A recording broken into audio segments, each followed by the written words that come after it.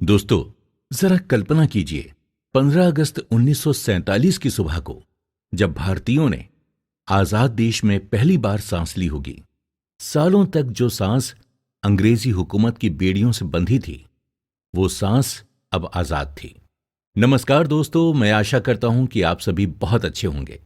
आज से हम शेखर बंदोपाध्याय की लिखी from Plassey to partition and after की बुक समरी पर चर्चा करने जा रहे हैं। दोस्तों, ये बुक समरी ब्रिटिशर्स के भारत पर कब्जा करने से लेकर भारत के बंटवारे तक की कहानी को बताती है। ब्रिटिशर्स की नीतियों से भारतवासियों पर होने वाले प्रभावों पर यह बुक समरी सबसे ज्यादा बात करती है। ब्रिटिशर्स भारत में व्यापार करने के मकसद से आए थे, लेकिन उन्होंने धीरे धीरे भारत पर कब्जा कर लिया था, और जब वो लौटे तो भारत के दो टुकड़े करके लौटे। क्या वजह रही होगी कि ब्रिटिशर्स भारत जैसे देश को कब्जाने में सफल हुए? क्या उनके आधुनिक हथियार? क्या कोई अनोखी युद्ध नीति? दोस्तों, वजह थी भारतीयों में एक दूसरे के लिए आपसी रंजिश, जो लोगों में मौजूद तो थी ही, बस इसे बाहर लाना बाकी था, जिसका काम बहुत ही बारीकी से ब्रिटिशर्स ने किया। इस बारे में हम इस बुक समरी में डिटेल में बात करेंगे। ब्रिटिशर्स के भारत पर कब्जा करने के बाद उनके द्वारा भारत का आर्थिक और भारतवासियों का शारीरिक और मानसिक शोषण शुरू हुआ। इसके चलते भारत ने ब्रिटिशर्स हुकूमत के समय पर कई अकाल झेले। साथ ही साथ उस समय पर भुखमरी से बहुत से परिवार इफेक्ट भी हुए। ब्रिटिशर्स की नीतियां बहुत बड़ा कारण बनी बहुत से हिंसक विद्रोह की, जिसके चलते बहुत से भारतवासियों ने अपनी जानें खोई। इनमें सबसे बड़ा विद्रोह था 1857 का, जिसे बहुत से लोग भारत की आजादी की पहली लड़ाई भी मानते हैं। भारत को आजादी दिलाने में बहुत से लोगों ने अपना जीवन तक त्याग दिया। बाल गंगाधर तिलक, भगत सिंह, चंद्रशेखर आजाद, गांधी जी, सुभाष चंद्र बोस जैसे लीडर्स ने भारत को आजाद करने के लिए बहुत बलिदान दिए। बहुत से लीडर्स की सोच एक दूसरे से नहीं मिलती थी, लेकिन उन सब का मकसद एक ही था, भारत को अंग्रेजी हुकूमत से आजादी दिलाना। इसके लिए किसी ने बंदूकों का सहारा लिया, किसी ने सत्य और अहिंसा का, और किसी ने प्रदर्शन और नारों का। कोई इंडियन नेशनल कांग्रेस का हिस्सा बना तो कोई इंडियन नेशनल आर्मी का। ब्रिटिशर्स का भारत पर कब्जा, उनकी नीतियां, भारतवासियों का गुस्सा, आजादी की लड़ाई, पार्टीशन, और पार्टीशन के बाद भारत की आज तक की उपलब्धियों के बारे में इस बुक समरी में हम लोग बात करेंगे। ब्रिटिश साम्राज्य से पहले भारत में मुगल राज्य कर रहे थे। किस तरह मुगल साम्राज्य टूटा और कमजोर हुआ, इस बारे में हम पहले एपिसोड में बात करेंगे। तो आप सभी हमारे साथ बने रहिए और सुनते रहिए कुकू एफएम, सुने जो मन चाहे। दोस्तों नमस्कार, आप सुन रहे हैं कुकू एफएम पर from Plassey to partition and after की बुक समरी। इसके लेखक हैं शेखर बंदोपाध्याय। मैं हूं आरजे गौहर परवेज। कुकू एफएम, सुने जो मन चाहे। मुगल साम्राज्य का पतन और छोटे साम्राज्य का उदय। दोस्तों, भारत के इतिहास में 18वीं सदी काफी रोमांच भरी सदी रही है। इसी सदी में मुगल साम्राज्य जैसा बड़ा और मजबूत साम्राज्य टूटना शुरू हुआ। इसी सदी में मराठा और मैसूर जैसे साम्राज्य ऊंचाइयों पर पहुंचे थे, और इसी समय पर अंग्रेजों ने भारत में एक्सपेंशन शुरू किया था। अब हम जानेंगे कि किस तरह मुगल साम्राज्य का पतन शुरू हुआ और किस तरह भारत में छोटे छोटे साम्राज्य बनने लगे। मुगल साम्राज्य की नींव 1526 में बाबर द्वारा रखी गई थी। 1526 में बाबर ने इब्राहिम लोदी को पानीपत के पहले युद्ध में हराया और मुगल साम्राज्य शुरू किया। बाबर के बाद हुमायूं 1530 में गद्दी पर बैठे, लेकिन कुछ साल ही राज कर पाए। 1540 में हुमायूं को हराकर शेरशाह सूरी ने सूर साम्राज्य यानी सूरी साम्राज्य स्थापित किया, लेकिन यह साम्राज्य कुछ साल ही राज कर पाया। 1555 में हुमायूं की सेना ने सूर साम्राज्य को हराकर फिर से मुगल साम्राज्य शुरू कर दिया। 1556 में अकबर गद्दी पर बैठा और भारत में मुगल साम्राज्य को बहुत फैलाया। अकबर के समय में मुगल साम्राज्य ने काफी तरक्की की। अकबर ने अपने समय पर राजपूत राजाओं के साथ भी अच्छे रिलेशंस बनाकर रखे थे। अकबर ने खुद एक हिंदू रानी जोधाबाई से शादी की थी। ये उनके द्वारा राजपूतों के साथ अच्छे रिलेशंस का सबूत है। अकबर के बाद जहांगीर मुगल साम्राज्य के राजा बने थे। उनके समय पर ही ब्रिटिशर्स ने भारत में व्यापार करना शुरू किया था, लेकिन उस समय ब्रिटिशर्स ने भारत पर विस्तार करना शुरू नहीं किया था। जहांगीर के बाद गद्दी पर शाहजहां बैठे। शाहजहां के समय को मुगल साम्राज्य का गोल्डन पीरियड भी कहा जाता है। शाहजहां ने ही ताजमहल और लाल किला जैसी कई इमारतें बनवाई थीं। शाहजहां के बाद औरंगजेब ने मुगल साम्राज्य की गद्दी को संभाला। औरंगजेब के बाद ही मुगल साम्राज्य का पतन होना शुरू हुआ। इसका एक कारण औरंगजेब द्वारा लाई गई नीतियां तो हैं ही, लेकिन इसके अलावा एक बड़ा कारण यह था कि औरंगजेब के बाद कमजोर राजाओं की मानो लाइन सी लग गई हो। किसी भी राजा में मुगल साम्राज्य को आगे ले जाने का जज्बा नहीं था। साथ ही साथ एक वजह मुगल राजाओं के मंत्रियों का स्वार्थ भी था। राजा के मंत्रीगण और सेनापति अक्सर राजनीति में घुसने की कोशिश करते रहते थे, जिसकी वजह से साम्राज्य और कमजोर होता रहा। वो अपने हिसाब से कमजोर राजाओं को गद्दी पर बैठाते थे ताकि उनके पास राज्य को संभालने की ज्यादा शक्तियां हों। एक मजबूत राजा न होने के कारण मुगल फौज में भ्रष्टाचार बढ़ता गया, जिसके चलते फौज भी कमजोर पड़ गई। फौज के कमजोर पड़ने की वजह से बाहरी ताकतों को मुगल साम्राज्य एक आसान शिकार दिखने लगा। इसके चलते भारत पर काफी आक्रमण होने लगे।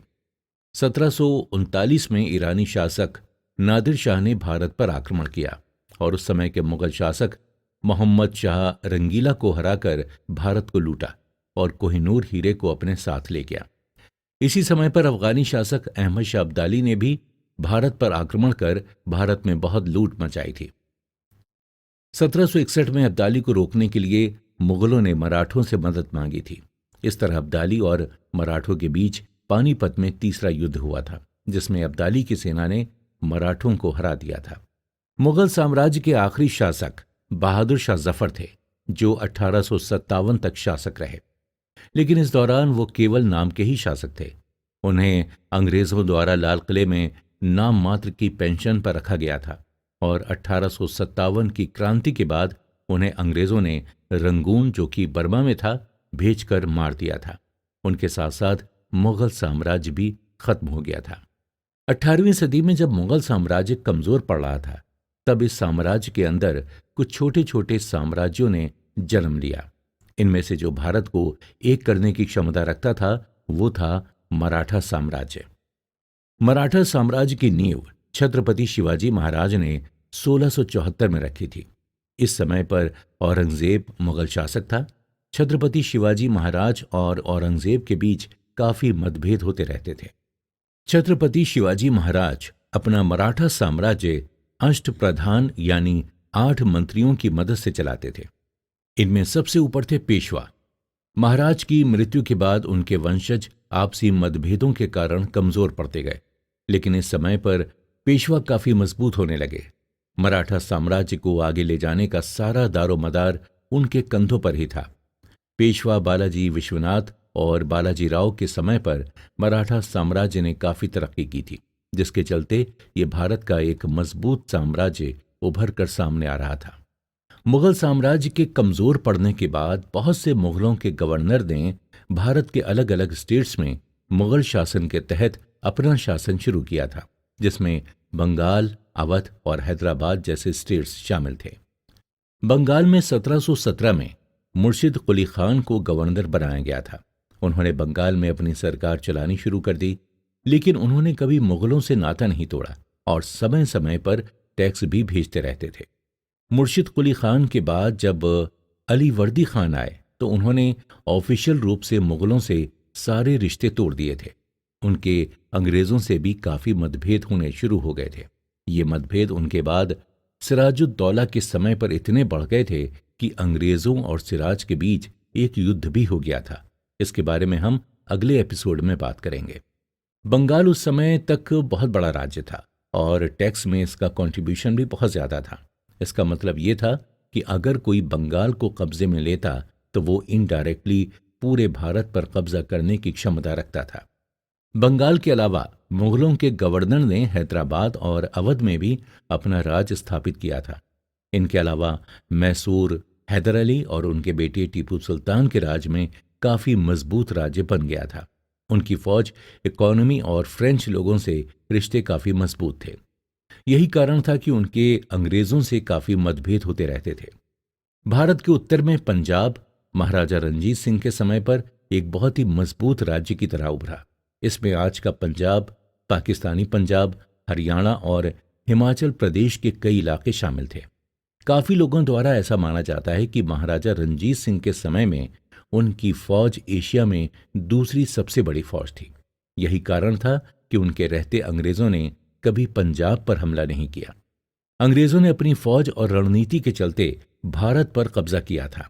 उनके लिए ये बिल्कुल भी आसान नहीं था, क्योंकि भारत में मुगल साम्राज्य के अलावा छोटे लेकिन मजबूत कई साम्राज्य थे।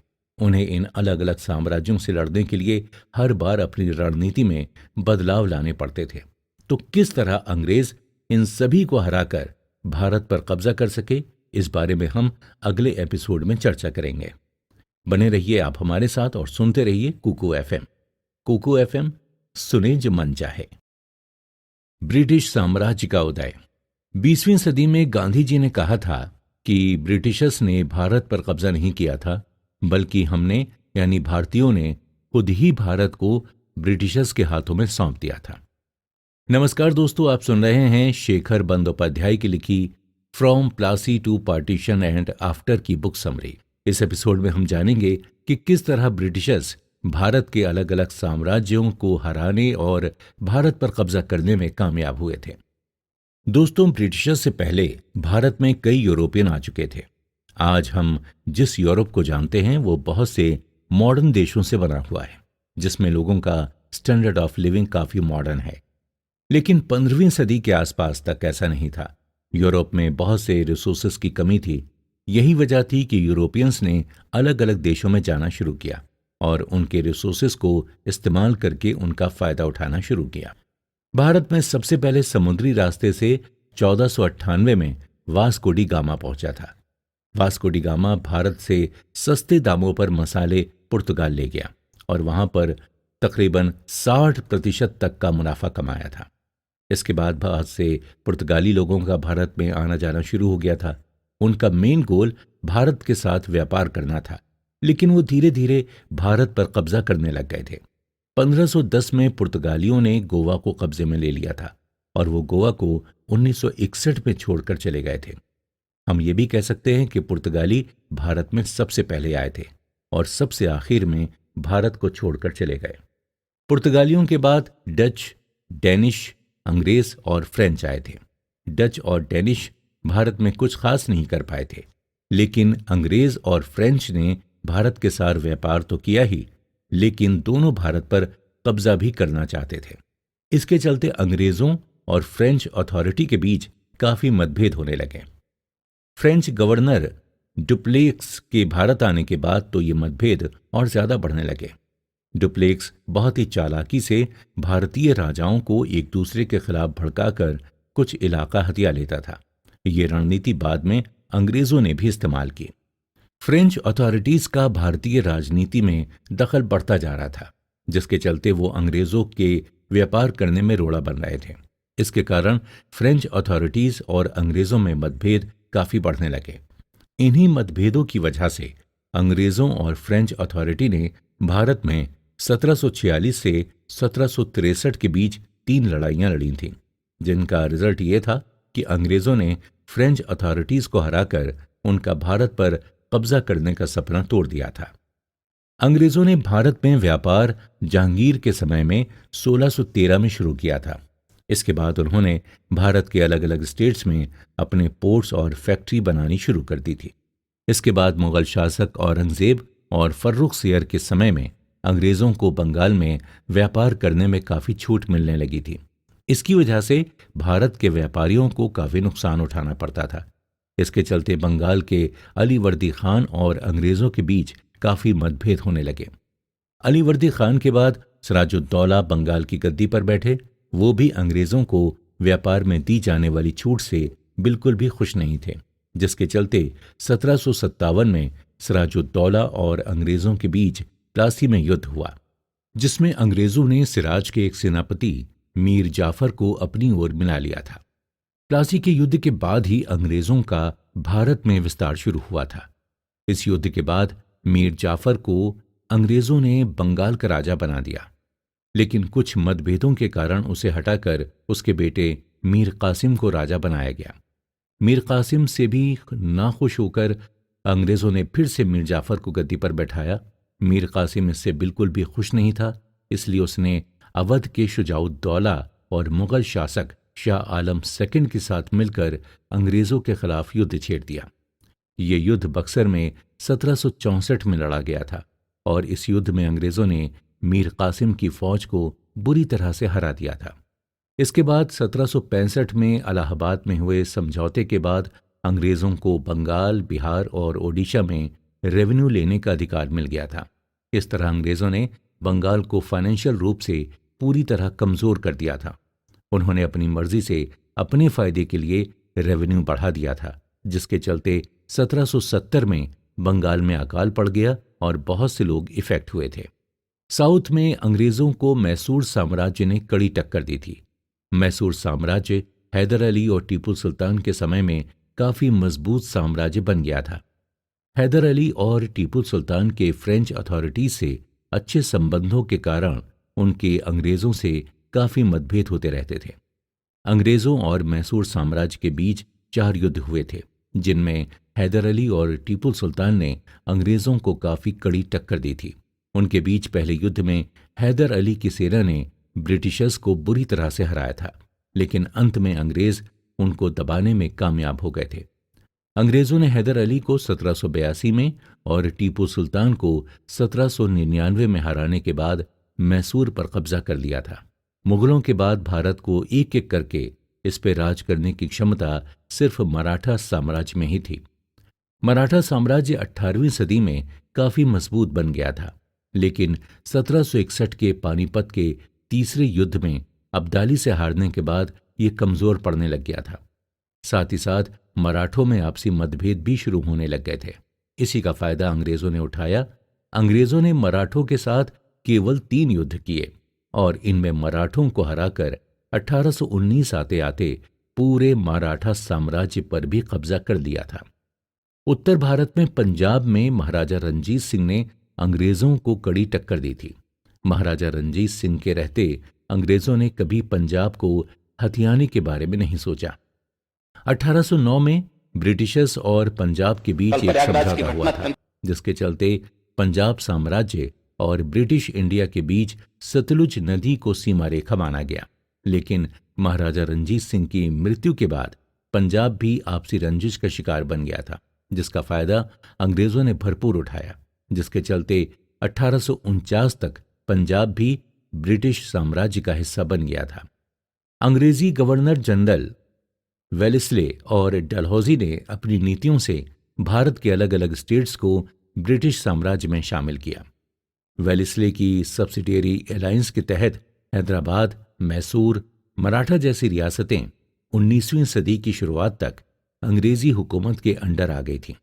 इस नीति के तहत एक राजा अपनी सेना नहीं रख सकता था, उसकी जगह अंग्रेज अपनी सेना रखते थे और राजा के साम्राज्य को बाहरी ताकतों से बचाते थे, लेकिन राजा को ब्रिटिश सेना को पैसा देना होता था। एक राजा की सेना के खत्म होने के बाद वो उस राजा पर अपना साम्राज्य ब्रिटिश साम्राज्य में मिलाने के लिए दबाव डालते थे और इसमें वो कामयाब भी हो जाते थे, क्योंकि उस राजा के पास अंग्रेजों से लड़ने के लिए फौज नहीं होती थी। तो इस तरह अंग्रेजों ने गवर्नर जनरल वेल्सले की समय पर भारत के अलग अलग स्टेट्स को अपने साम्राज्य का हिस्सा बना लिया था।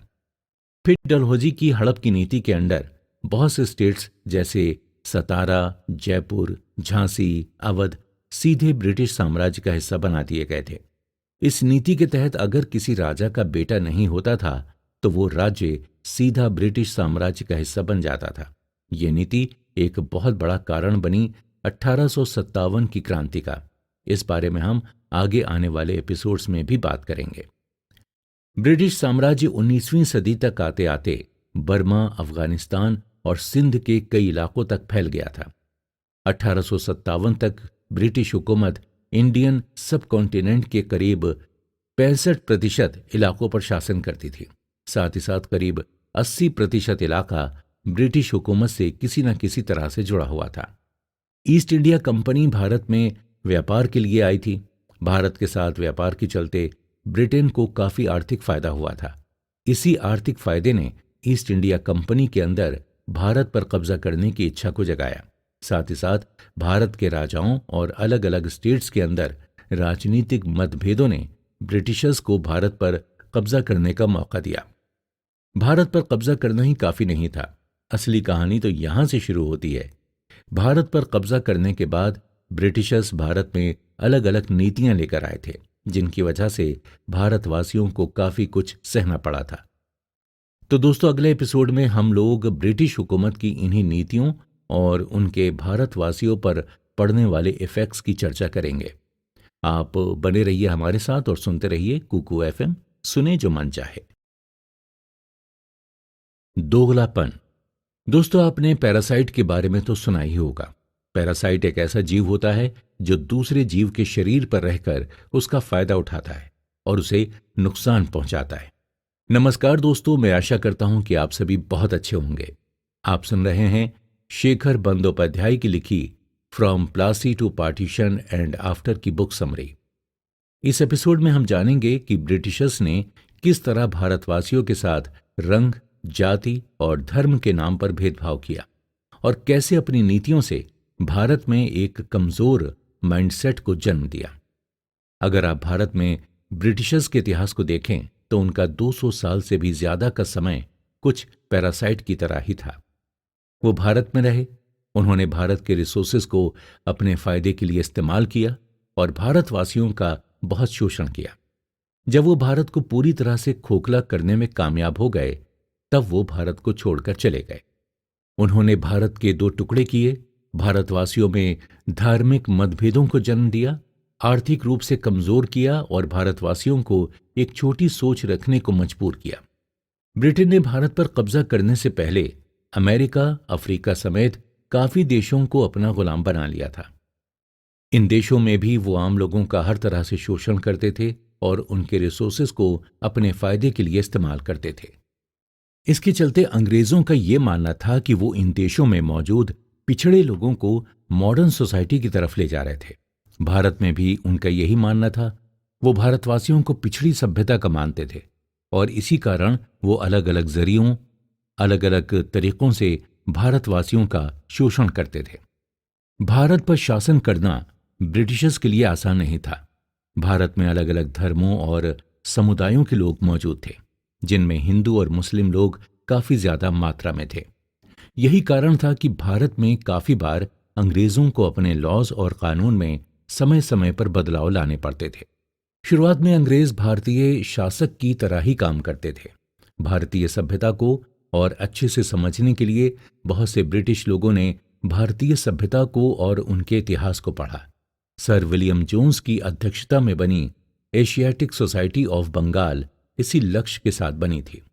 भारत की आने वाली पीढ़ी कहीं अपने इतिहास और देश विदेश में होने वाली आजादी और लोकतंत्र की बातों से अपने अधिकारों की मांग ना करें, इसलिए ब्रिटिशर्स द्वारा भारतवासियों की शिक्षा पर कोई खास काम नहीं किया गया था। इसका एक सबूत था फोर्ट विलियम कॉलेज, जिसने भारतवासियों को अपने इतिहास से दूर रखने का काम किया था। इसके पीछे अंग्रेजों का यह मकसद था कि भारत की आने वाली पीढ़ी को कमजोर किया जाए। भारतवासियों से सच छुपाकर आर्यन के आक्रमण की थ्योरी को भारत में बहुत पॉपुलर किया गया था। इस थ्योरी को फैलाने के लिए बहुत से लिखित सबूतों को नजरअंदाज किया गया था और हमें एक झूठ परोसा गया था। वो इस थ्योरी के माध्यम से भारतवासियों को ये बताना चाहते थे कि वो यूरोपियंस से हर बात में नीचे हैं। यूरोपियंस ने ही उनका पहले उद्धार किया था और अभी भी यूरोपियंस ही उनका उद्धार करेंगे। इसके पीछे उनका मकसद भारतवासियों में एक पिछड़ी हुई मानसिकता को जन्म देना था और दुर्भाग्य की बात यह है कि इसे हासिल करने में वो कामयाब हुए। कुछ ब्रिटिशर्स का यह भी मानना था कि भारतीयों को कभी भी अंग्रेजों जैसा सभ्य नहीं बनाया जा सकता। फिर भी अंग्रेज ये चाहते थे कि भारत में ईसाई धर्म का विस्तार हो। ये ब्रिटिश हुकूमत में मौजूद भारतीयों के प्रति दोहरी मानसिकता को दिखाता है। ब्रिटिशर्स की ये दोहरी मानसिकता 1947 तक बहुत बार देखने को मिलती है। एक तरफ वो यूरोप में समान अधिकारों की बात करते थे, तो वहीं दूसरी तरफ भारत में जाति और रंग के आधार पर भेदभाव करते थे। पहले और दूसरे विश्व युद्ध में वो लोकतंत्र को बचाने के लिए लड़े थे, लेकिन दूसरी ओर वो भारतवासियों को लोकतंत्र और बेसिक अधिकारों से दूर रखते थे।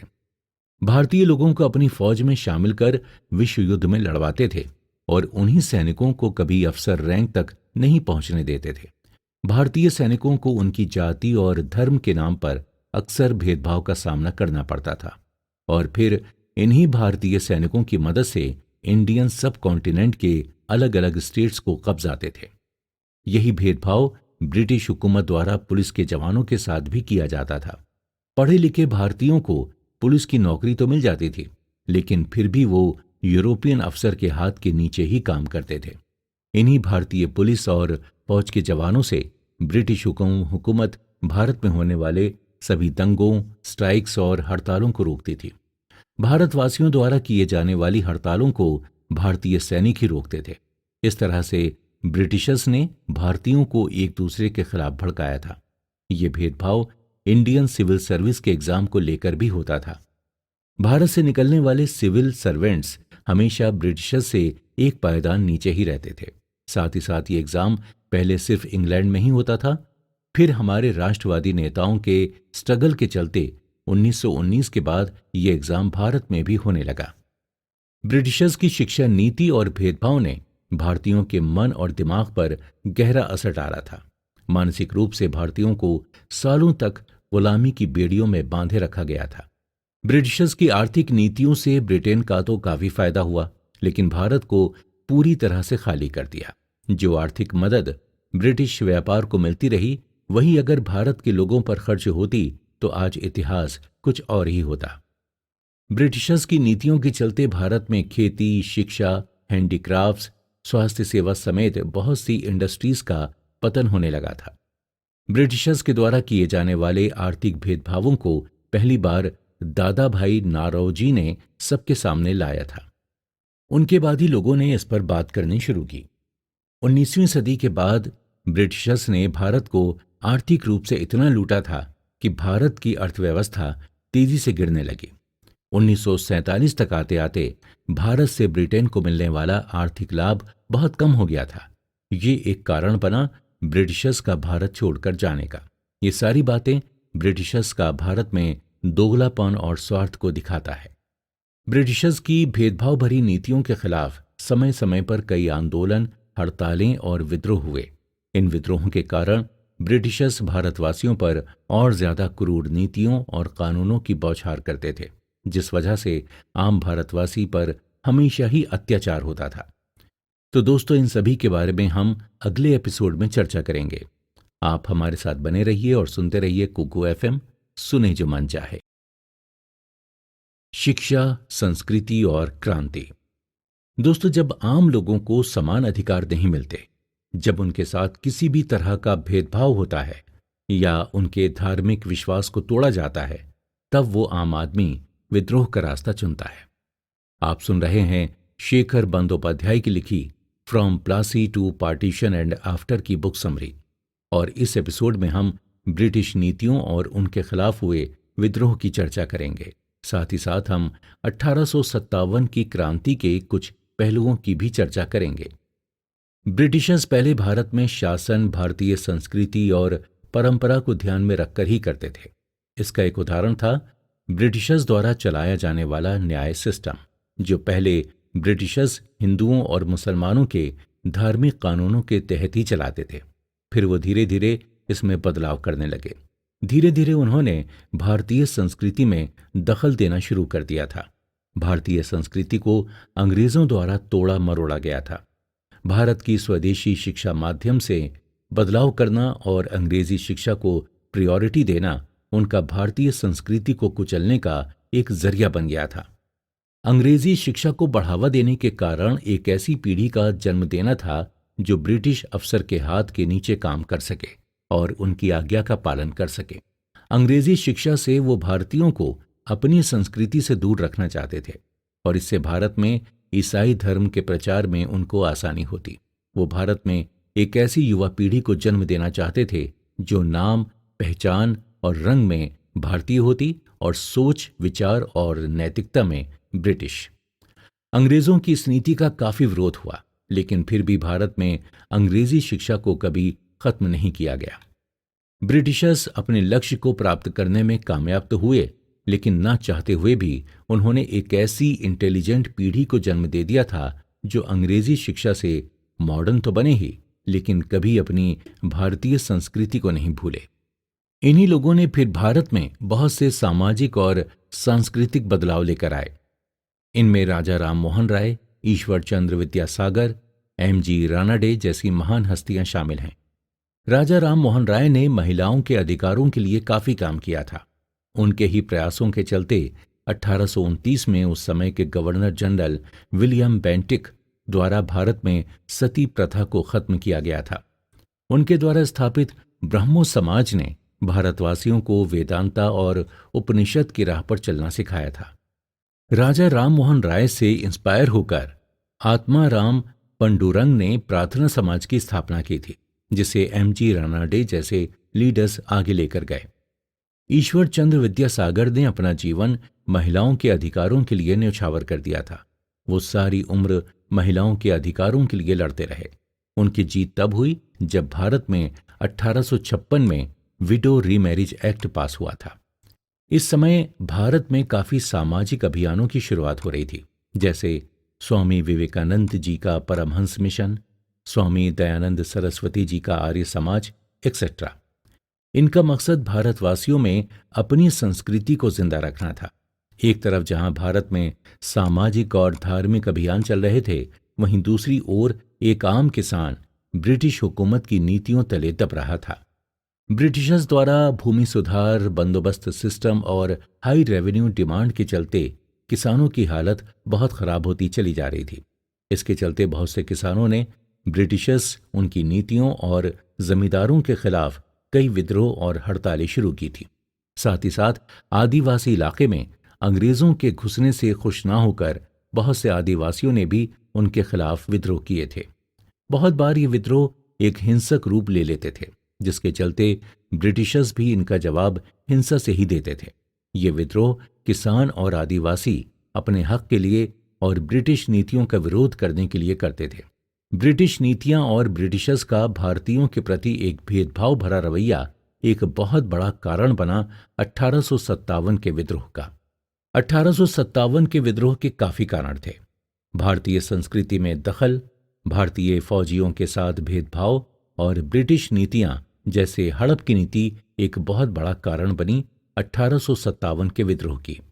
भारतीय फौजी के साथ फौज में अक्सर सैलरी, पेंशन, प्रमोशन को लेकर भेदभाव होता रहता था।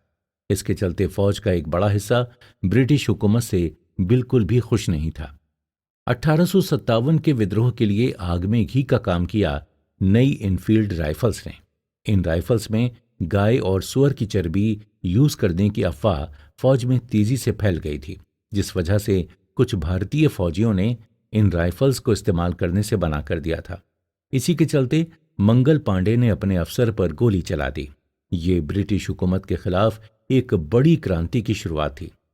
मंगल पांडे काफी समय तक ब्रिटिशर्स की नाक में दम करते रहे, लेकिन आम लोगों और उनके फौज के साथियों से उन्हें कोई सपोर्ट नहीं मिल पाया, जिस वजह से उन्हें ब्रिटिशर्स द्वारा पकड़ लिया गया और फांसी पर चढ़ाया गया।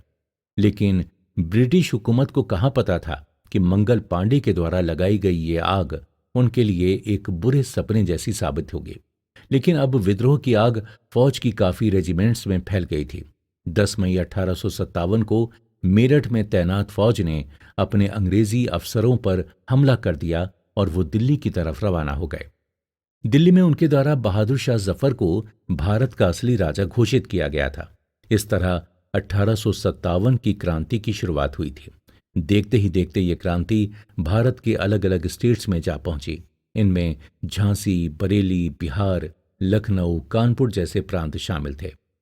इन प्रांतों की फौज को इनके राजाओं और रानियों ने लीड किया था। इनमें रानी लक्ष्मीबाई, नाना साहिब, तात्या टोपे, हजरत महल जैसे लोग शामिल थे।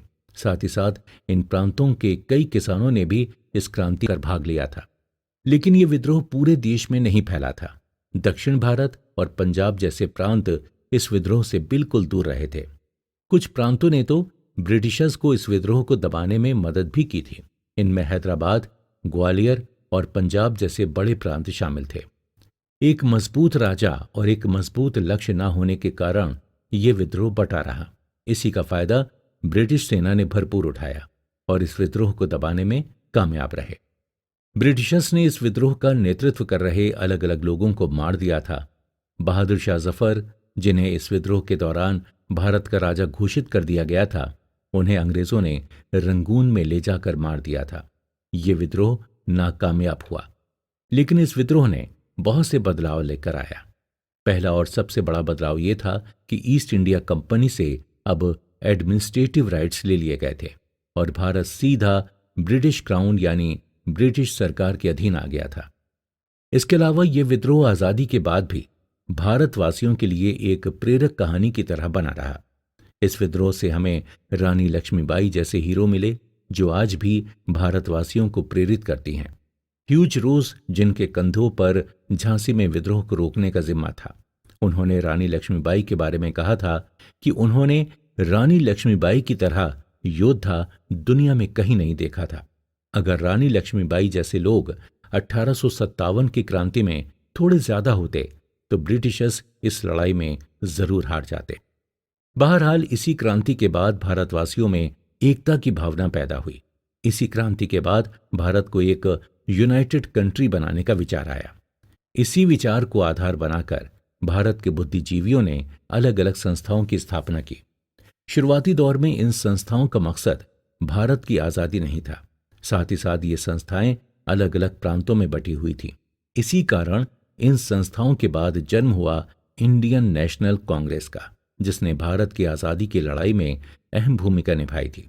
तो दोस्तों, आगे चलकर हम इन्हीं संस्थाओं की चर्चा करेंगे। आप हमारे साथ बने रहिए और सुनते रहिए कुको एफएम, सुने जो मन चाहे। राष्ट्रवाद या षड्यंत्र। दोस्तों, एक संस्था या एसोसिएशन का मकसद समान विचारधारा वाले लोगों को साथ लाकर सबका विकास करना होता है। लेकिन जरा सोचिए कि अगर एक संस्था में समान विचारधारा वाले लोग ना हो तो क्या होगा। आप सुन रहे हैं शेखर बंदोपाध्याय की लिखी from Plassey to partition and after की बुक समरी। इस एपिसोड में हम जानेंगे कि किस तरह भारत को एक मजबूत संस्था की जरूरत पड़ी और क्या इसके पीछे अंग्रेजों की कोई रणनीति थी।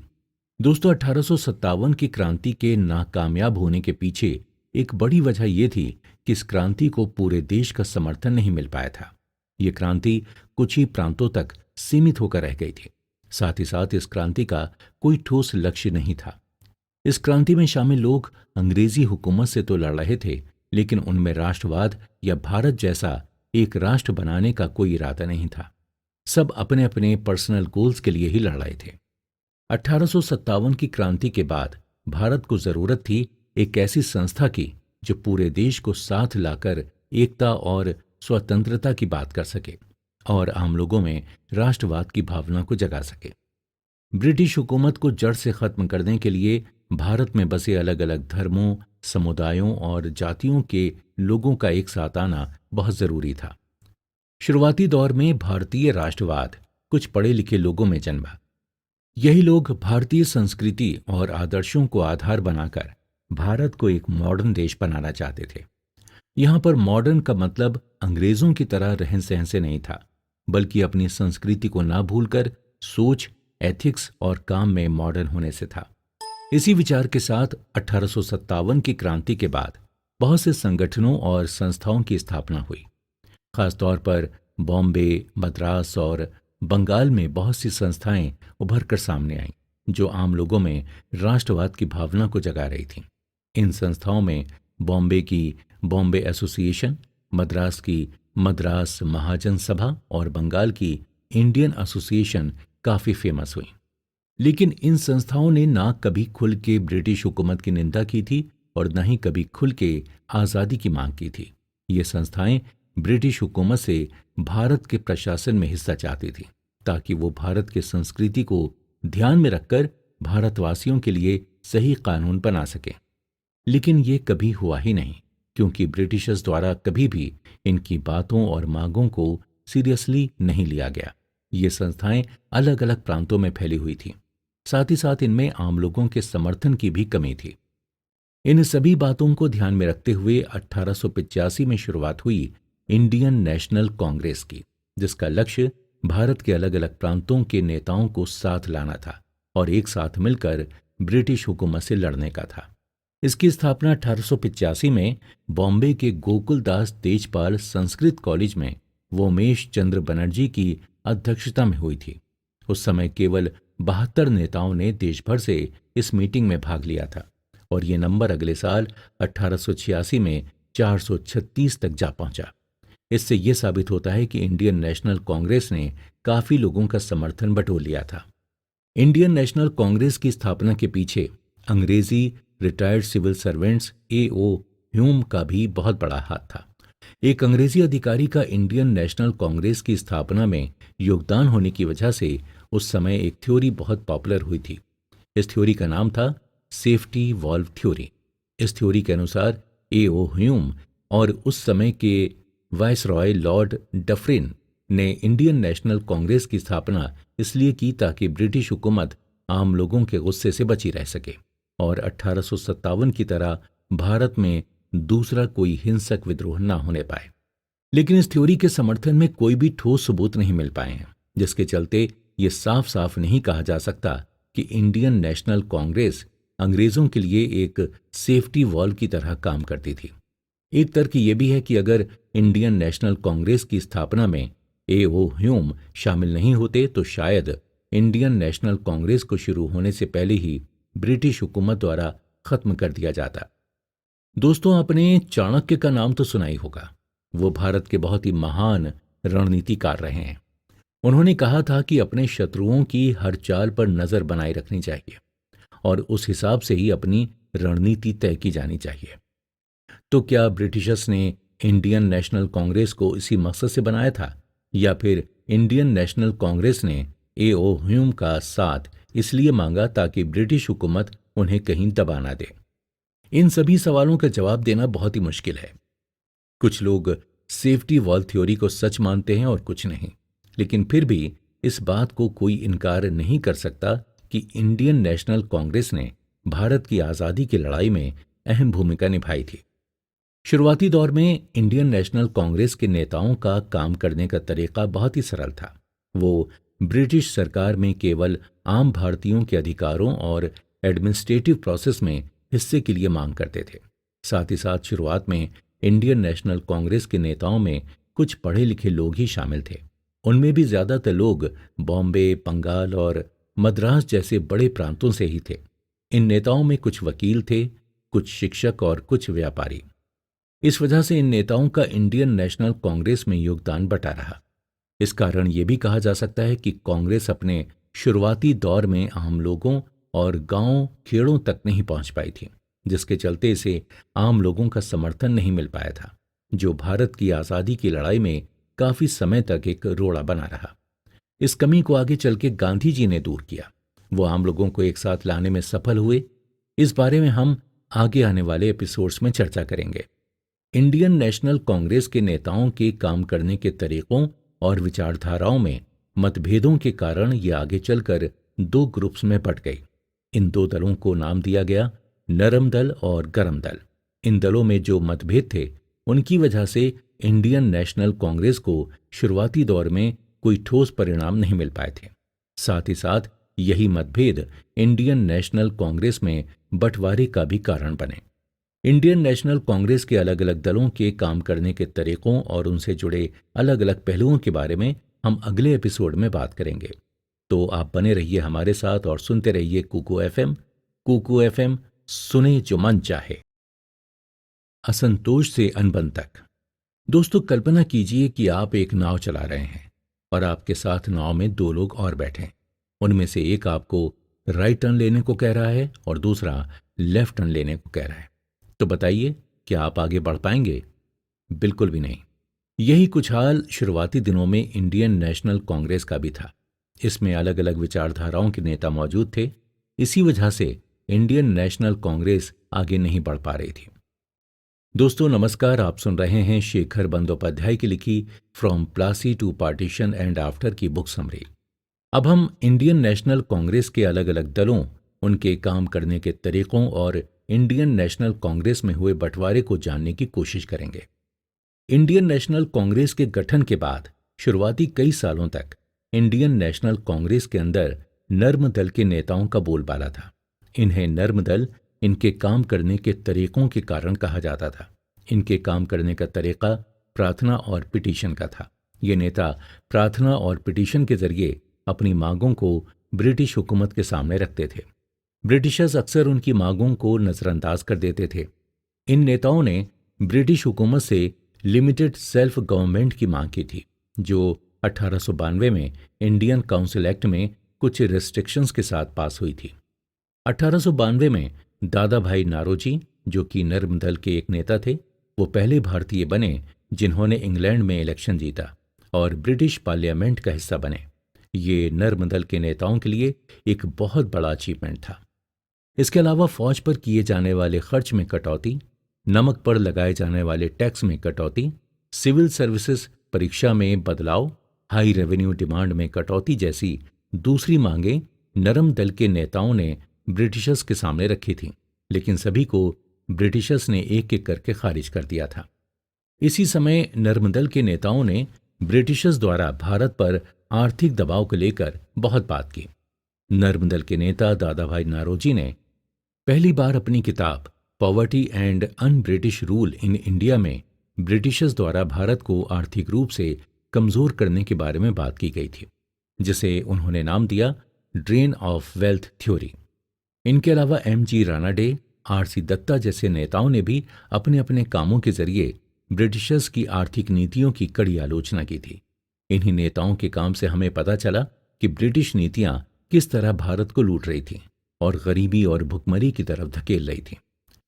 नर्म दल के नेताओं की यही एक बहुत बड़ी उपलब्धि थी। इसके अलावा वो बहुत से मामलों में नाकाम ही रहे थे। उनकी इसी नाकामयाबी को देखकर इंडियन नेशनल कांग्रेस में एक ऐसा दल था जो नरम दल से बिल्कुल अलग सोच रखता था। इस दल को गरम दल कहा जाता है। गरम दल में बाल गंगाधर तिलक, लाला लाजपत राय, बिपिन चंद्र पाल जैसे नेता थे। गरम दल की विचारधारा 19वीं सदी के अंत और 20वीं सदी की शुरुआत में काफी पॉपुलर हुई। 1903 में जब उस समय के वायसरॉय कर्जन ने बंगाल पार्टीशन की बात की थी, तो इसके खिलाफ बहुत प्रदर्शन हुए, जिनमें गरम दल के नेताओं ने काफी बढ़ चढ़कर भाग लिया था। बंगाल के पार्टीशन के पीछे ब्रिटिशर्स का मकसद भारतवासियों में धार्मिक तनाव को बढ़ाना और राष्ट्रवादी गतिविधियों को रोकना था। बंगाल उस समय राष्ट्रवादी गतिविधियों का एक गढ़ बन गया था। साथ ही साथ ये हिंदू मुस्लिम एकता का भी एक जीता जागता सबूत था। 1905 में जब आखिरकार बंगाल का पार्टीशन हुआ, तब इस पार्टीशन के खिलाफ एक स्वदेशी आंदोलन चलाया गया था। इसके चलते बहुत से ब्रिटिश सामान का बहिष्कार किया गया था।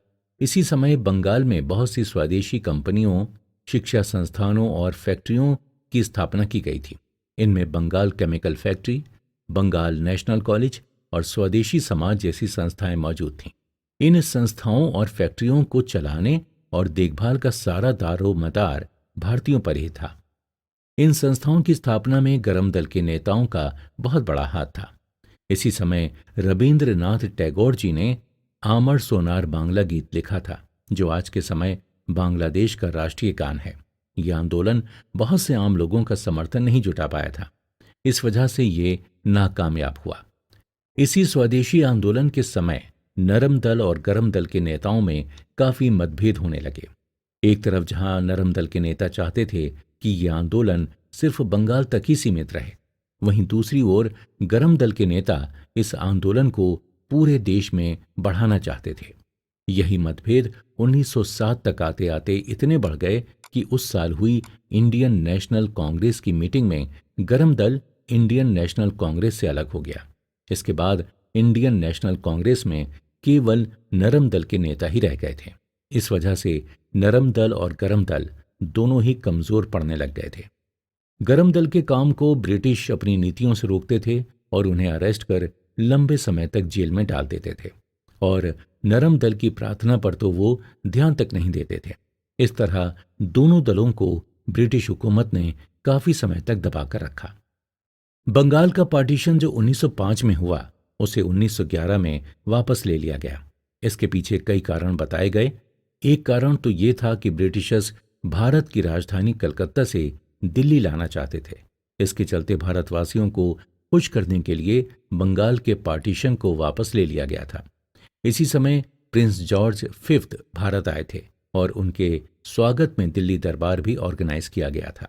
बंगाल के पार्टीशन को वापस लेने के पीछे सबसे बड़ा कारण तो ये था कि ब्रिटिशर्स का डिवाइड एंड रूल का मकसद पूरा हो गया था। ब्रिटिशर्स हिंदू मुस्लिम एकता को तोड़ना चाहते थे और वो इसमें कामयाब हो गए थे। ब्रिटिशर्स की इसी कामयाबी का फल था ऑल इंडिया मुस्लिम लीग। ये वही पार्टी है जो आगे चलकर एक अलग देश यानी पाकिस्तान की मांग करती है। मुस्लिम लीग 1906 में बंगाल के पार्टीशन के एक साल बाद ढाका में बनी थी।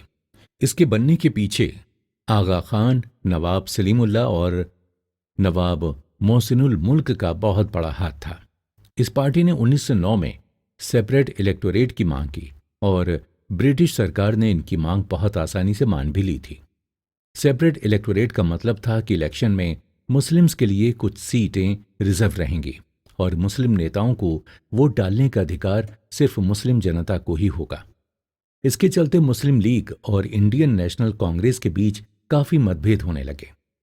इंडियन नेशनल कांग्रेस में मुस्लिम नेताओं की कमी पहले से ही थी और मुस्लिम लीग के बनने के बाद तो ये संख्या और भी गिरना शुरू हो गई थी।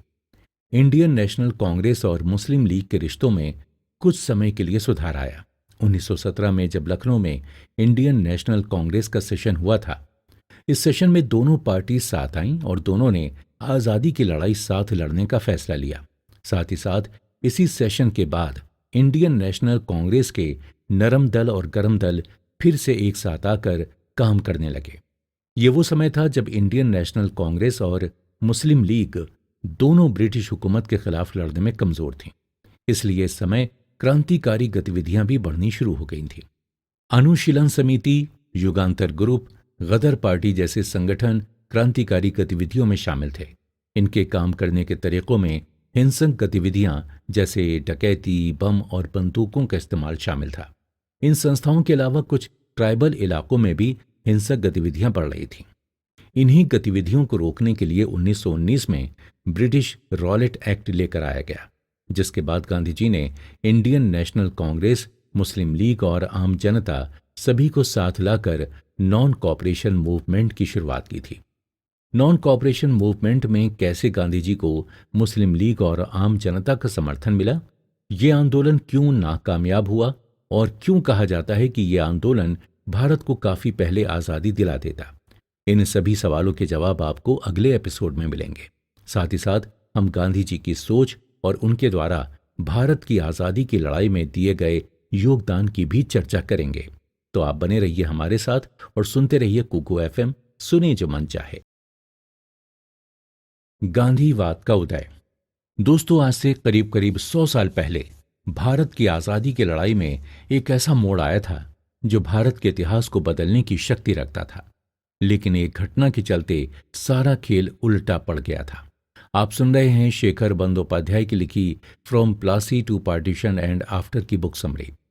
दोस्तों, आज हम गांधी जी द्वारा किए गए अलग अलग आंदोलनों की चर्चा करेंगे और साथ ही साथ हम गांधी जी की सफलताओं और विफलताओं की भी चर्चा करेंगे। 20वीं सदी की शुरुआत केवल भारत ही नहीं बल्कि पूरे विश्व के लिए चिंताजनक समय था। ये एक तरफ भारत में इंडियन नेशनल कांग्रेस दो दलों में बढ़ गई थी, हिंदू मुस्लिम एकता खतरे में थी और क्रांतिकारी गतिविधियां बढ़ रही थी, तो वहीं दूसरी तरफ वर्ल्ड वॉर का खतरा बढ़ता जा रहा था। वर्ल्ड वॉर का इफेक्ट भारत पर भी पड़ा। ब्रिटिशर्स की ओर से बहुत सारे भारतीय सैनिक वर्ल्ड वॉर में लड़ रहे थे। साथ ही साथ फौज पर किए जाने वाले खर्च को इस समय बहुत बढ़ा दिया गया था, जिसकी वजह से भारत की इकॉनमी को संभालने का सारा बोझ आम भारतीयों पर आ गिरा था। टैक्स रेट्स और आम चीजों के दाम बहुत बढ़ा दिए गए थे, जिसकी वजह से आम इंसान पिसता चला जा रहा था। वर्ल्ड वॉर के खत्म होने के बाद खिलाफत आंदोलन शुरू हुआ। इस आंदोलन के चलते मुस्लिम 3 मांगे कर रहे थे। पहली ये कि तुर्की के खलीफा को वापस गद्दी पर बैठाया जाए और युद्ध से पहले का साम्राज्य वापस लौटाया जाए। दूसरी मांग ये थी कि खलीफा को मुस्लिम धार्मिक स्थलों का कंट्रोल वापस मिले, और तीसरा ये कि अरबिया, सीरिया, इराक और फिलिस्तीन पर सिर्फ मुस्लिम ही राज करें। इसी समय भारत में रॉलेट एक्ट लाया गया, जिसके तहत ब्रिटिश हुकूमत किसी को भी बिना वारंट के अरेस्ट कर सकती थी और बिना कोर्ट में मुकदमा किए 2 साल तक जेल में डाल सकती थी। इसी कानून के तहत डॉक्टर सैफुद्दीन किचलू और डॉक्टर सत्यपाल को अरेस्ट किया गया था। इसके खिलाफ अमृतसर के जलियांवाला बाग में 13 अप्रैल 1919 को कुछ लोग शांतिपूर्ण तरीके से प्रदर्शन कर रहे थे। वहां पर छोटे बच्चे, औरतें, बुजुर्ग और नौजवान काफी भारी मात्रा में मौजूद थे। उसी समय जनरल ओडायर अपने सिपाहियों के साथ वहां पर आया, सारे बाहर जाने वाले रास्ते बंद किए और मासूम लोगों पर गोलियां चलाने का ऑर्डर दिया। वहां पर मौजूद लोगों को हिलने तक का भी मौका नहीं मिल पाया था। ब्रिटिशर्स की माने तो उस दिन 380 के करीब लोगों की मौतें हुई, लेकिन बहुत से अन्य रिकॉर्ड्स ये कहते हैं कि उस दिन मरने वालों की संख्या 1000 से ऊपर थी। यह हत्याकांड ब्रिटिश हुकूमत का भारतवासियों के प्रति सख्त रवैये को दिखाता है। आज भी इसके बारे में सोचकर रूह कांप जाती है। आज भी जलियांवाला बाग की दीवारों पर उस समय की गोलियों के निशान मौजूद हैं।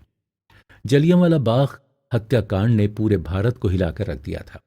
रविंद्रनाथ टैगोर ने इसलिए इस समय अपनी नाइटहुड की पदवी त्याग दी थी। गांधी जी ने भी इस हिंसक घटना के चलते अपनी केसरे हिंद की पदवी त्याग दी थी। रॉलेट एक्ट और जलियांवाला बाग हत्याकांड से लोगों में बहुत गुस्सा था। गांधी जी ने उस समय लोगों के गुस्से को ही सही दिशा दिखाते हुए असहयोग आंदोलन शुरू किया। साथ ही साथ गांधी जी ने खिलाफत आंदोलन को भी अपना समर्थन दिया।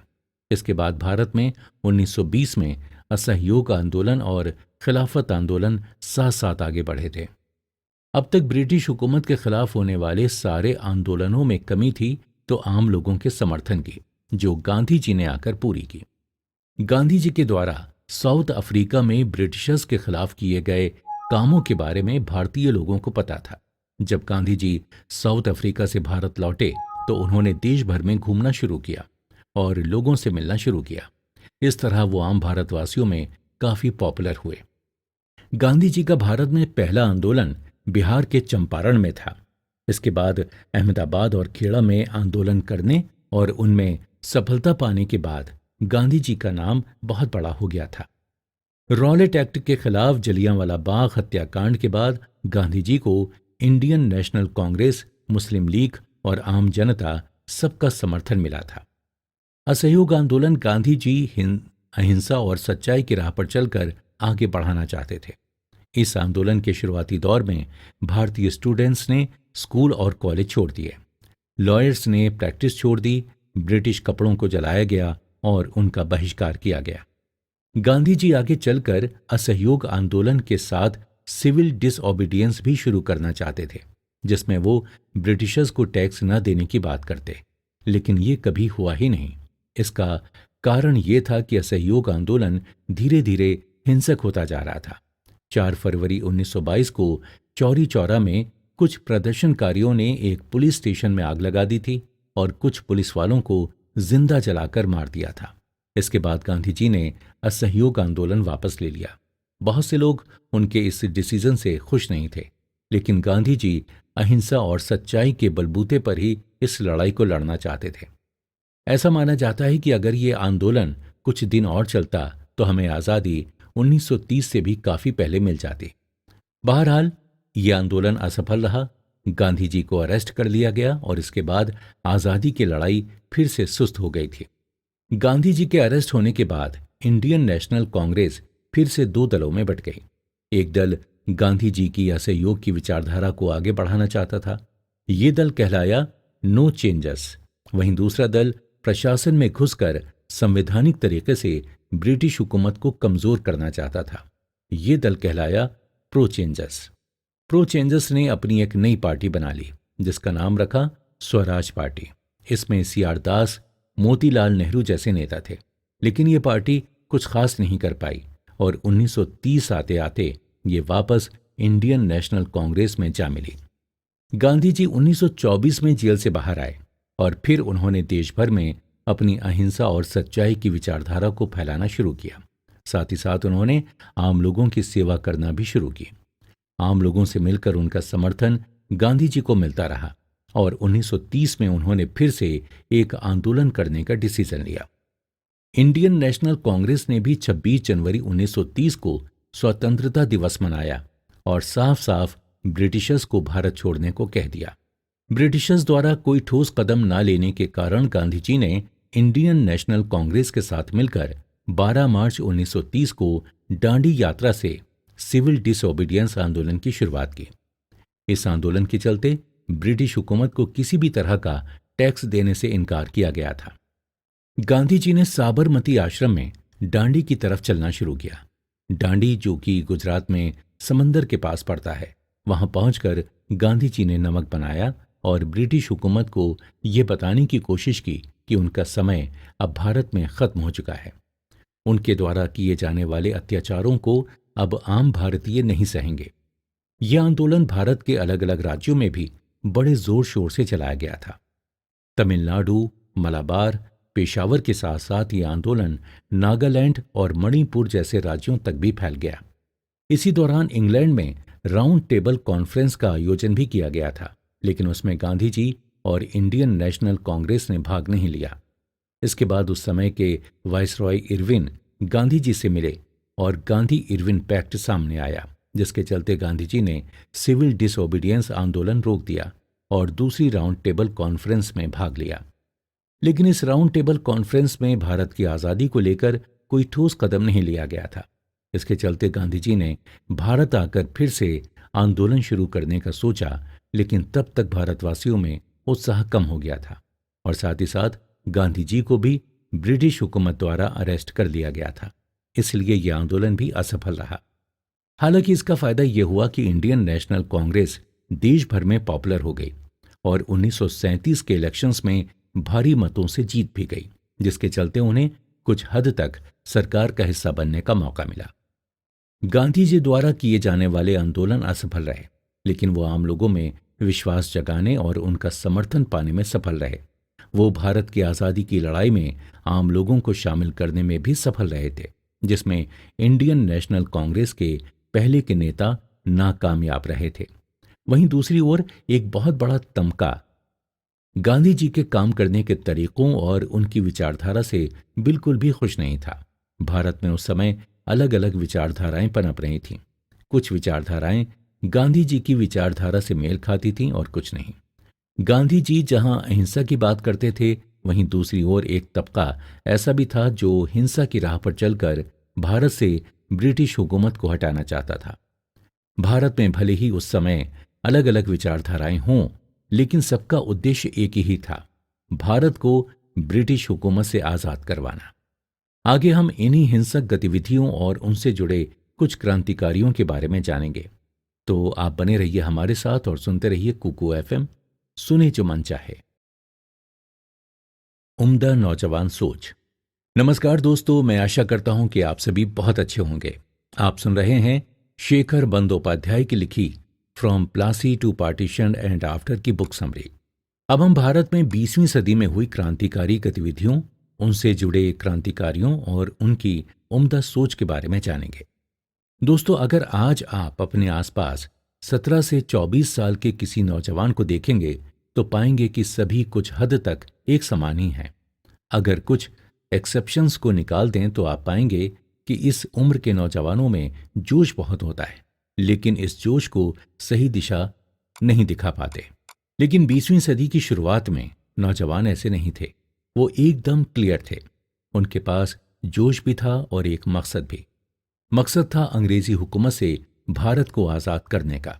इसी जोश और मकसद के चलते कई नौजवान क्रांतिकारी गतिविधियों में शामिल हो गए थे। क्रांतिकारी गतिविधियां वैसे तो 20वीं सदी के शुरुआत से ही शुरू हो गई थीं। अनुशीलन समिति, युगांतर ग्रुप जैसी क्रांतिकारी संस्थाएं काफी हिंसक गतिविधियों में शामिल थीं। अनुशीलन समिति द्वारा 1908 में बर्रा में डकैती की गई थी। साथ ही साथ इस समिति के कुछ मेंबर्स जैसे प्रफुल्ल चाकी और खुदीराम बोस अलीपुर केस में भी शामिल थे। युगांतर ग्रुप भी क्रांतिकारी गतिविधियों में शामिल था और साथ ही साथ यह ग्रुप अपनी विचारधारा का प्रचार युगांतर वीकली नाम के अखबार के जरिए करता था। लेकिन 1924 में बनी हिंदुस्तान रिपब्लिकन एसोसिएशन एक ऐसी संस्था थी जिसने काफी समय तक ब्रिटिशर्स की नाक में दम करके रखा। इनमें खासतौर पर नौजवान लोग भारी मात्रा में शामिल थे। हिंदुस्तान रिपब्लिकन एसोसिएशन की स्थापना रामप्रसाद बिस्मिल ने सचिन सान्याल और जेसी चटर्जी जैसे क्रांतिकारियों के साथ मिलकर 1924 में की थी। 1925 में इसी ऑर्गेनाइजेशन के क्रांतिकारियों ने काकोरी में ब्रिटिशर्स की ट्रेन को लूटा था। इसमें रामप्रसाद बिस्मिल, अशफाक उल्लाह खान जैसे लोग शामिल थे। इस केस में शामिल 17 लोगों को जेल की सजा सुनाई गई। 4 लोगों को उम्र कैद और रामप्रसाद बिस्मिल और अशफाक उल्लाह खान समेत 4 लोगों को फांसी की सजा दी गई थी। 1928 में इस संस्था का नाम चंद्रशेखर आजाद और भगत सिंह ने हिंदुस्तान सोशलिस्ट रिपब्लिकन एसोसिएशन रख दिया था। यह संस्था धीरे धीरे हिंसक गतिविधियों से दूर जा रही थी, लेकिन 1928 में साइमन कमीशन के आने से इनके इरादे बदल गए। 1928 में जब साइमन कमीशन भारत आया था, तब इसके खिलाफ लाला लाजपत राय ने लाहौर में एक प्रदर्शन किया था, जिसमें भगत सिंह भी शामिल थे। इसी प्रदर्शन में साइमन गो बैक के नारे भी लगाए गए थे। प्रदर्शन के दौरान ब्रिटिश अफसर स्कॉट ने लाठीचार्ज का ऑर्डर दिया, जिसके चलते लाला लाजपत राय की मृत्यु हो गई थी। इसके बाद भगत सिंह ने स्कॉट और ब्रिटिशर्स से बदला लेने की ठानी। इसके चलते भगत सिंह, राजगुरु, चंद्रशेखर आजाद जैसे क्रांतिकारी स्कॉट को मारने पहुंचे, लेकिन गलत जानकारी की वजह से गोली सॉन्डर्स को जा लगी, जो कि स्कॉट का एक अधिकारी था और लाठीचार्ज में शामिल भी था। इसके बाद ब्रिटिशर्स ने इन सभी को ढूंढना शुरू किया, लेकिन उनके हाथ कोई नहीं आ पाया था। 1929 में जब ब्रिटिशर्स पब्लिक सेफ्टी बिल और ट्रेड डिस्प्यूट बिल पर चर्चा कर रहे थे, तो भगत सिंह और बटुकेश्वर दत्त ने पार्लियामेंट में जाकर बम चला दिए। उनका मकसद किसी को मारना या फिर चोट पहुंचाना नहीं था, वो तो बस ब्रिटिशर्स की नीतियों का विरोध करना चाहते थे। उनका मानना था कि बहरों को सुनाने के लिए धमाके की जरूरत होती है। इसके बाद भगत सिंह और बटुकेश्वर दत्त को अरेस्ट कर लिया गया था, लेकिन जेल में भी उन्होंने ब्रिटिशर्स के खिलाफ भूख हड़ताल की और अपने साथियों को अपना पूरा समर्थन दिया। बंगाल में 1930 में सूर्य सेन की अगुवाई में चित्तागोंग में ब्रिटिश हुकूमत के हथियार घर में डकैती की गई थी। इस डकैती की खास बात यह थी कि इसमें कुछ युवा महिलाओं ने भी भाग लिया था। इस डकैती के लिए सूर्य सेन को 1933 में पकड़कर फांसी की सजा सुनाई गई थी। भगत सिंह, राजगुरु और सुखदेव को 23 मार्च 1931 को फांसी पर चढ़ाया गया था। उस समय वो सिर्फ 23 साल के ही रहे होंगे, लेकिन उन्हें मरने का कोई गम नहीं था। उनका मानना था कि उनकी शहादत से बहुत से लोगों को ब्रिटिश हुकूमत के खिलाफ लड़ने के लिए प्रेरणा मिलेगी। वो सही थे। उनकी शहादत आज भी लोगों में जोश भर देती है। 23 साल की उम्र में देश और देशवासियों के प्रति उनकी इतनी सुलझी हुई सोच को देखकर हर भारतवासी को गर्व होता है। भगत सिंह ही नहीं, खुदीराम बोस, जो सिर्फ 17 साल के थे जब उन्हें फांसी दी गई थी। चंद्रशेखर आजाद, जो कभी अंग्रेजों के हाथ नहीं आए, वो अंग्रेजों की गोली से नहीं मरना चाहते थे, तो इसलिए उन्होंने खुद को ही गोली मार ली थी। उनके शहीद होने के बाद भी अंग्रेजी सिपाही उनकी लाश के पास आने से डर रहे थे। इसी तरह अनेक लोगों के बलिदान के चलते भारत आजाद हुआ है।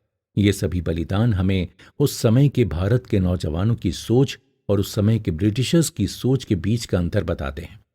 एक तरफ जहां इन क्रांतिकारियों जैसे लोग अपनी जान की परवाह किए बिना देश और देशवासियों के लिए लड़ते थे, वहीं दूसरी तरफ ब्रिटिश हुकूमत आम लोगों को दबाती थी और उन्हें बेसिक अधिकारों से दूर रखती थी। तो दोस्तों, अगले एपिसोड में हम भारत की आज़ादी की आखिरी लड़ाई और भारत की आज़ादी की लड़ाई में इंडियन नेशनल कांग्रेस और इंडियन नेशनल आर्मी के योगदानों की चर्चा करेंगे। आप बने रहिए हमारे साथ और सुनते रहिए कुकू एफएम, सुने जो मन चाहे। आज़ादी की आखिरी लड़ाई। दोस्तों, 30 का दशक देश में थोड़ा शांति रहा था। सिविल डिसोबीडियंस की असफलता के बाद गांधी जी भी राजनीति से थोड़ा दूर ही रहने लगे थे, लेकिन ये शांति तूफान के पहले की शांति थी। ये तूफान इस बार दूसरे विश्व युद्ध की शक्ल में आने वाला था। आप सुन रहे हैं शेखर बंदोपाध्याय की लिखी from Plassey to partition and after की बुक समरी। दोस्तों, अब हम जानेंगे कि किस तरह भारत की आज़ादी की लड़ाई में दूसरे विश्व युद्ध, इंडियन नेशनल आर्मी और इंडियन नेशनल कांग्रेस का हाथ रहा। दोस्तों, वैसे तो दूसरे विश्व युद्ध की शुरुआत 1939 में यूरोप में हुई थी, लेकिन इसका प्रभाव भारत पर भी पड़ा। ब्रिटिशर्स क्योंकि डायरेक्टली इस लड़ाई में शामिल थे, इसलिए उन्होंने भारत को भी इस लड़ाई में शामिल कर लिया था। ब्रिटिशर्स के इस डिसीजन की इंडियन नेशनल कांग्रेस ने उस समय कड़ी निंदा की थी। 1938-1939 में जब दुनिया विश्व युद्ध की कगार पर थी, उस समय भारत में इंडियन नेशनल कांग्रेस के अंदर भी एक विचारधारा का युद्ध हो रहा था। इस युद्ध में एक तरफ गांधी जी थे और दूसरी तरफ सुभाष चंद्र बोस। सुभाष चंद्र बोस की विचारधारा गांधी जी से मेल नहीं खाती थी, जिसके चलते इन दोनों के बीच काफी मतभेद होते रहते थे। सुभाष चंद्र बोस 1938 में इंडियन नेशनल कांग्रेस के अध्यक्ष बने। अगले साल 1939 में वो फिर से इलेक्शन जीते और इंडियन नेशनल कांग्रेस के अध्यक्ष बने, लेकिन इस बार उन्होंने अपनी अध्यक्षता के साथ साथ इंडियन नेशनल कांग्रेस भी छोड़ दी। इसका कारण ये था उनके और गांधी जी के बीच के मतभेद। इंडियन नेशनल कांग्रेस से निकलने के बाद उन्होंने फॉरवर्ड ब्लॉक की स्थापना की, लेकिन ये संस्था कुछ खास नहीं कर पाई। इस समय ब्रिटिशर्स विश्व युद्ध के चलते भारत का समर्थन चाहते थे। इसी का फायदा उठाकर इंडियन नेशनल कांग्रेस ने उनके सामने एक शर्त रखी थी। इस शर्त के तहत ब्रिटिश हुकूमत युद्ध खत्म होने के बाद भारत को आजाद कर देगी और तब तक भारत की सरकार को सिर्फ भारतीय ही चलाएंगे।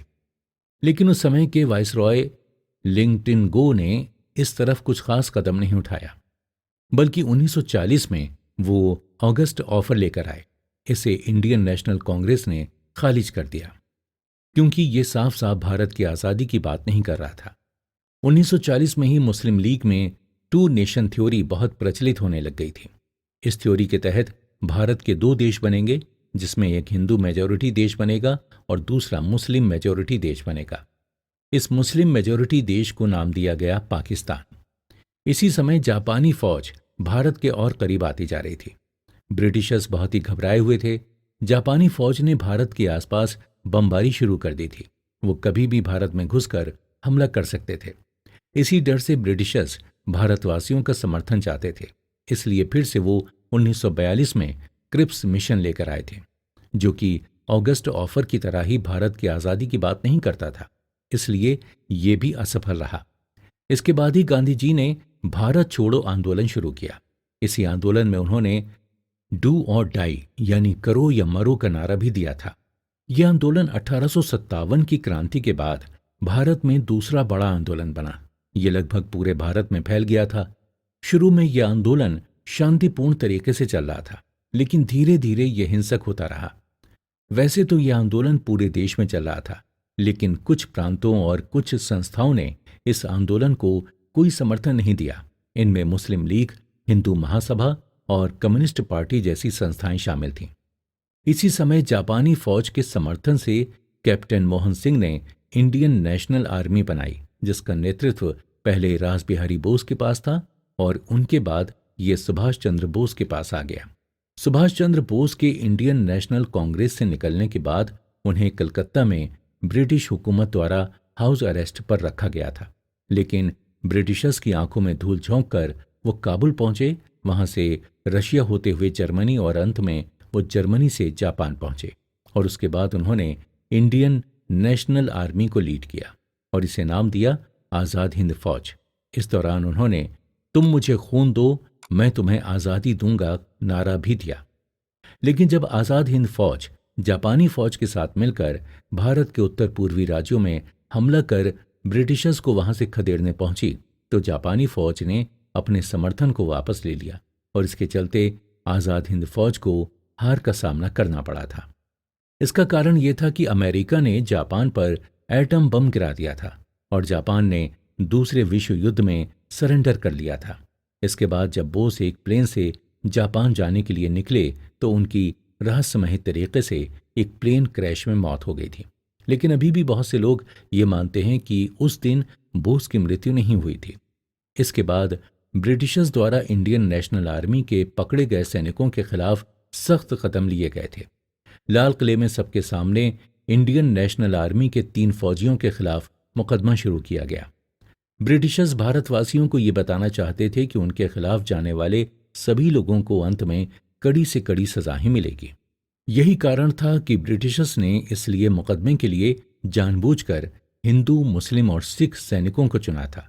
इन सैनिकों के नाम थे प्रेम सहगल, गुरुबख्श सिंह ढिल्लो और शाहनवाज खान। ब्रिटिशर्स का मकसद भारत में एक डर का माहौल बनाना था, लेकिन इसका बिल्कुल उल्टा हुआ। देश भर में इंडियन नेशनल आर्मी के सैनिकों के लिए भावनाएं उमड़ने लगीं। ये सभी भारतवासियों की नजरों में हीरो बन गए थे। देश भर में इन सैनिकों के समर्थन में फिर से प्रदर्शन होने लगे। साथ ही साथ 1946 में रॉयल इंडियन नेवी में विद्रोह हो गया था। ये विद्रोह भारतीय सैनिकों को दिए जाने वाले खराब खाने और रंग के आधार पर होने वाले भेदभाव के कारण शुरू हुआ था, लेकिन इनको प्रेरणा इंडियन नेशनल आर्मी के सैनिकों से ही मिली थी। इस विद्रोह को कुछ ही समय बाद सरदार पटेल की रिक्वेस्ट के बाद रोक दिया गया था, क्योंकि वो समय था जब भारत को आज़ादी मिलने ही वाली थी।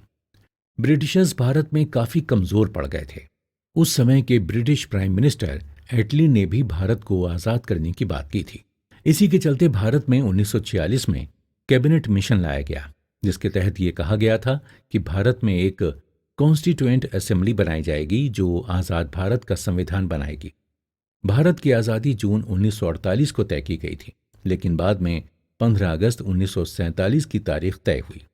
कैबिनेट मिशन ने किसी दूसरे देश की बात नहीं की थी और इसे मुस्लिम लीग ने भी मान लिया था, लेकिन कुछ समय के बाद मुस्लिम लीग एक अलग देश यानी पाकिस्तान की मांग करने लगी, जिसे पहले तो ब्रिटिशर्स और इंडियन नेशनल कांग्रेस द्वारा बिल्कुल ही नकार दिया गया था। इसके विद्रोह में मुस्लिम लीग डायरेक्ट एक्शन प्लान लेकर आई। इसके बाद भारत में काफी हिंसक प्रदर्शन होने लगे। यह हिंसा मुस्लिम लीग द्वारा हिंदुओं के खिलाफ थी। मुस्लिम लीग को टक्कर देने के लिए हिंदू महासभा ने भी हिंदू राष्ट्र का नारा दिया था। इसके बाद हिंदू और मुस्लिम में काफी तनाव बढ़ गया, जिसकी वजह से काफी लोगों की जानें चली गईं। इसी समय पर गांधी जी आगे आए और उन्होंने लोगों की सेवा करना शुरू की।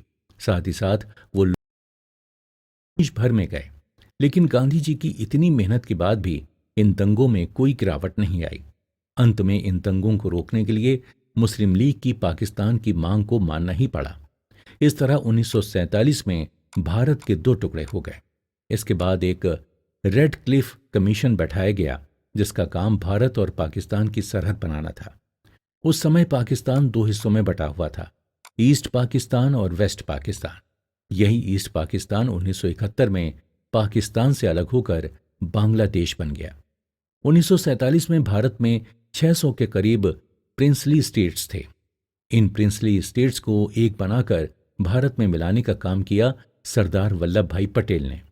लेकिन 3 ऐसे स्टेट्स थे जहां पर कुछ दिक्कतें आईं। ये 3 स्टेट्स थे जूनागढ़, हैदराबाद और कश्मीर। पार्टीशन के बाद होने वाली कई समस्याओं में से ये एक समस्या थी। पार्टीशन के बाद सबसे बड़ी समस्या थी रिफ्यूजीज की। भारी मात्रा में लोग भारत से पाकिस्तान और पाकिस्तान से भारत आ रहे थे। इन्हीं समस्याओं के बारे में हम आगे आने वाले एपिसोड्स में बात करेंगे, तो आप बने रहिए हमारे साथ और सुनते रहिए कुकू एफएम, सुने जो मन चाहे।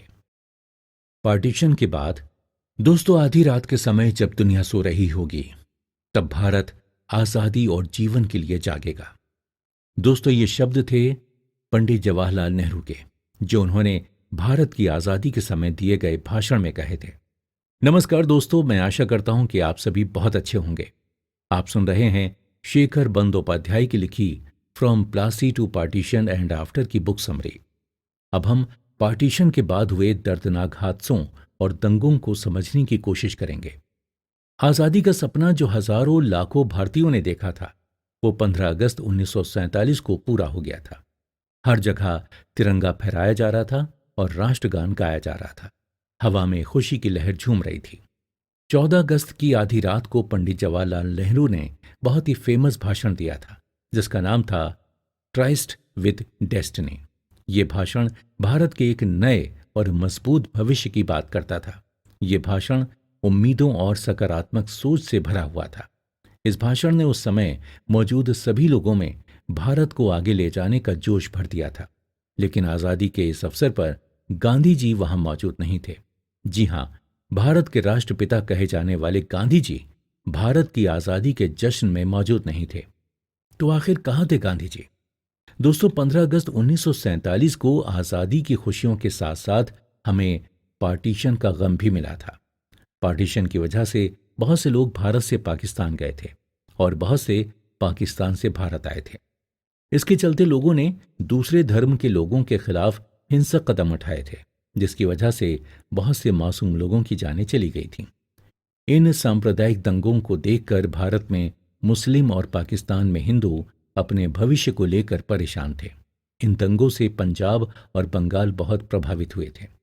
गांधी जी इस समय बंगाल में दंगों से पीड़ित लोगों की सेवा कर रहे थे। उनके आश्वासन दिलाने के बाद भी बहुत से लोग अपने भविष्य को लेकर असमंजस में थे। पंजाब और बंगाल में दंगों के बढ़ने के बाद लॉ एंड ऑर्डर हाथ से निकलता जा रहा था। इन जगहों पर मौजूद ब्रिटिश अफसरों ने भी उस समय कोई ठोस कदम नहीं उठाया। वो तो बस भारत से निकलने की तैयारी कर रहे थे। इसका नतीजा ये रहा कि हजारों लाखों मासूम लोगों ने दंगों के कारण अपनी जानें खो दी। ऐसा हाल सरहद के दोनों तरफ था। लोगों का गुस्सा दूसरे समुदाय के लिए था। आम लोगों को मारकर वो अपने धर्म को ऊंचा बताना चाहते थे। लेकिन असल बात तो ये है कि किसी भी तरह के दंगों या विद्रोह में मरता हमेशा आदमी ही है, और आम आदमी के साथ मरती है हमारी इंसानियत। पार्टीशन के बाद के दंगों ने दोनों देशों के लोगों के दिलों पर गहरे जख्म छोड़े हैं। इन जख्मों को ठीक होने में सदियां लग जाएंगी। पार्टीशन के बाद आए रिफ्यूजीज का हाल बहुत खराब था। न उनके पास रहने को घर था, न पैसे थे और न ही भविष्य था। भारत में आए रिफ्यूजीज के लिए सरकार ने उस समय काफी कदम उठाए थे। उन्हें आर्थिक रूप से काफी समर्थन दिया था। उन्हें घर, नौकरी और अच्छे भविष्य देने का सारा काम सरकार ने ही किया था। आज हर वो इंसान जो पाकिस्तान से भारत आया था, वो ये कह सकता है कि उसे भारत में एक अच्छा भविष्य मिला है। अगले एपिसोड में हम जानेंगे कि किस तरह भारत के अलग अलग स्टेट्स को एक साथ लाया गया और इसमें किस तरह की परेशानियों का सामना करना पड़ा था। तो बने रहिए हमारे साथ और सुनते रहिए कुकू एफएम, सुने जो मन चाहे। दोस्तों, एक लकड़ी को तोड़ना आसान होता है और लकड़ी के गट्ठर को तोड़ना मुश्किल। ये कहानी तो हमने बहुत बार बचपन में पढ़ी ही होगी। आजादी के बाद भारत भी अलग अलग लकड़ियों की तरह बिखरा पड़ा था। इसे समेटकर एक साथ लाकर एक न टूटने वाला गट्ठर बनाना बहुत जरूरी था, और ये काम किया सरदार वल्लभ भाई पटेल ने। नमस्कार दोस्तों, आप सुन रहे हैं शेखर बंदोपाध्याय की लिखी from Plassey to partition and after की बुक समरी। अब हम जानेंगे कि किस तरह भारत भारत बना और कहां कहां भारत को एक बनाने में दिक्कतें आईं। आजादी के बाद भारत में करीब 584 प्रिंसली स्टेट्स थे। प्रिंसली स्टेट्स पर ब्रिटिशर्स डायरेक्टली राज नहीं करते थे, बल्कि यहां पर भारतीय राजा का ही शासन होता था। इसे ध्यान में रखते हुए 1947 में इन प्रिंसली स्टेट्स को ब्रिटिशर्स ने दो रास्ते दिए थे, या तो भारत और पाकिस्तान में से एक में जा मिलें या फिर आजाद रहें। इसी के चलते ब्रिटिशर्स इंस्ट्रूमेंट ऑफ एक्सेशन लेकर आए थे। ये प्रिंसली स्टेट्स और भारत या पाकिस्तान के बीच एक एग्रीमेंट की तरह काम करता था। इसके तहत अगर कोई प्रिंसली स्टेट भारत के साथ एग्रीमेंट साइन करता तो इसका मतलब होता कि अब इस स्टेट पर भारत सरकार डायरेक्टली शासन कर सकती है। इन प्रिंसली स्टेट से बात करके उन्हें भारत का हिस्सा बनाने के काम को सरदार वल्लभ भाई पटेल और वीपी मेनन ने अंजाम दिया था। इन्होंने अलग अलग प्रिंसली स्टेट से बात की और उन्हें भारत में शामिल होने को मना लिया था। सरदार पटेल ने बहुत ही प्रसिद्ध कैरेट एंड स्टिक पॉलिसी का इस्तेमाल करके अलग अलग प्रिंसली स्टेट्स को भारत का हिस्सा बनाया था। इस पॉलिसी के तहत वो प्रिंसली स्टेट्स के राजाओं को कैरेट यानी पैसा ऑफर करते थे या फिर स्टिक यानी बल का प्रयोग करते थे। इस तरह उन्होंने भारत को पॉलिटिकली यूनाइट किया था। इसी की वजह से आज सरदार वल्लभ भाई पटेल को भारत का बिस्मारक भी कहा जाता है। लेकिन जूनागढ़, हैदराबाद और कश्मीर में यह एग्रीमेंट साइन करने में कुछ दिक्कतों का सामना करना पड़ा था। अगर हम जूनागढ़ की बात करें तो इसके राजा उस समय नवाब महाबत खान जी थे। उनकी इच्छा पाकिस्तान के साथ मिलने की थी। जब उन्होंने ये घोषित किया तो उसके बाद उनके राज्य में आम लोगों ने विद्रोह शुरू कर दिया था। इसके चलते वो पाकिस्तान भाग गए थे। इसके बाद इंडियन आर्मी ने जूनागढ़ को घेर लिया और वहां पर रिफरेंडम यानी जनमत संग्रह करवाया था, जिसमें 99.95% जूनागढ़ वासियों ने भारत के साथ जुड़ने के पक्ष में ही वोट किया था। तो इस तरह जूनागढ़ 20 फरवरी 1948 को भारत का आधिकारिक तौर पर हिस्सा बन गया। अगर हम हैदराबाद की बात करें तो 1947 में हैदराबाद के नवाब थे मीर उस्मान अली खान। वो एक मुस्लिम शासक थे और उनकी जनता ज्यादातर हिंदू थी। उन्होंने भी पहले पाकिस्तान में मिलने की इच्छा जाहिर की थी। सरदार पटेल और भारत सरकार के बहुत मनाने के बाद भी वो नहीं माने, तो फिर पुलिस को हैदराबाद में भेजा गया और ऑपरेशन पोलो नाम से 13 सितंबर 1948 को एक ऑपरेशन चलाया गया। इस ऑपरेशन का मकसद हैदराबाद को भारत में मिलाने का था। यह ऑपरेशन सफल रहा और मात्र 5 दिनों में पूरा हुआ। तो इस तरह हैदराबाद भी सितंबर 1948 तक भारत का हिस्सा बन गया। लेकिन कश्मीर को लेकर काफी दिक्कत आई। कश्मीर की दिक्कत हैदराबाद से बिल्कुल उल्टी थी।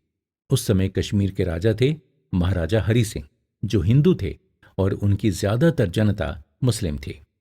पाकिस्तान शुरू से ही कश्मीर को अपना हिस्सा मानता था। दूसरी तरफ भारत भी कश्मीर को अपने देश में मिलाना चाहता था।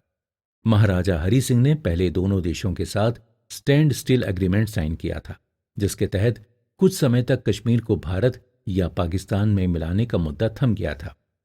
लेकिन पाकिस्तान कश्मीर को अपना हिस्सा बनाने के लिए इतना बेकरार था कि उसने पश्तून ट्राइब को अपना समर्थन दिया और कश्मीर में घुसने के लिए मदद भी की।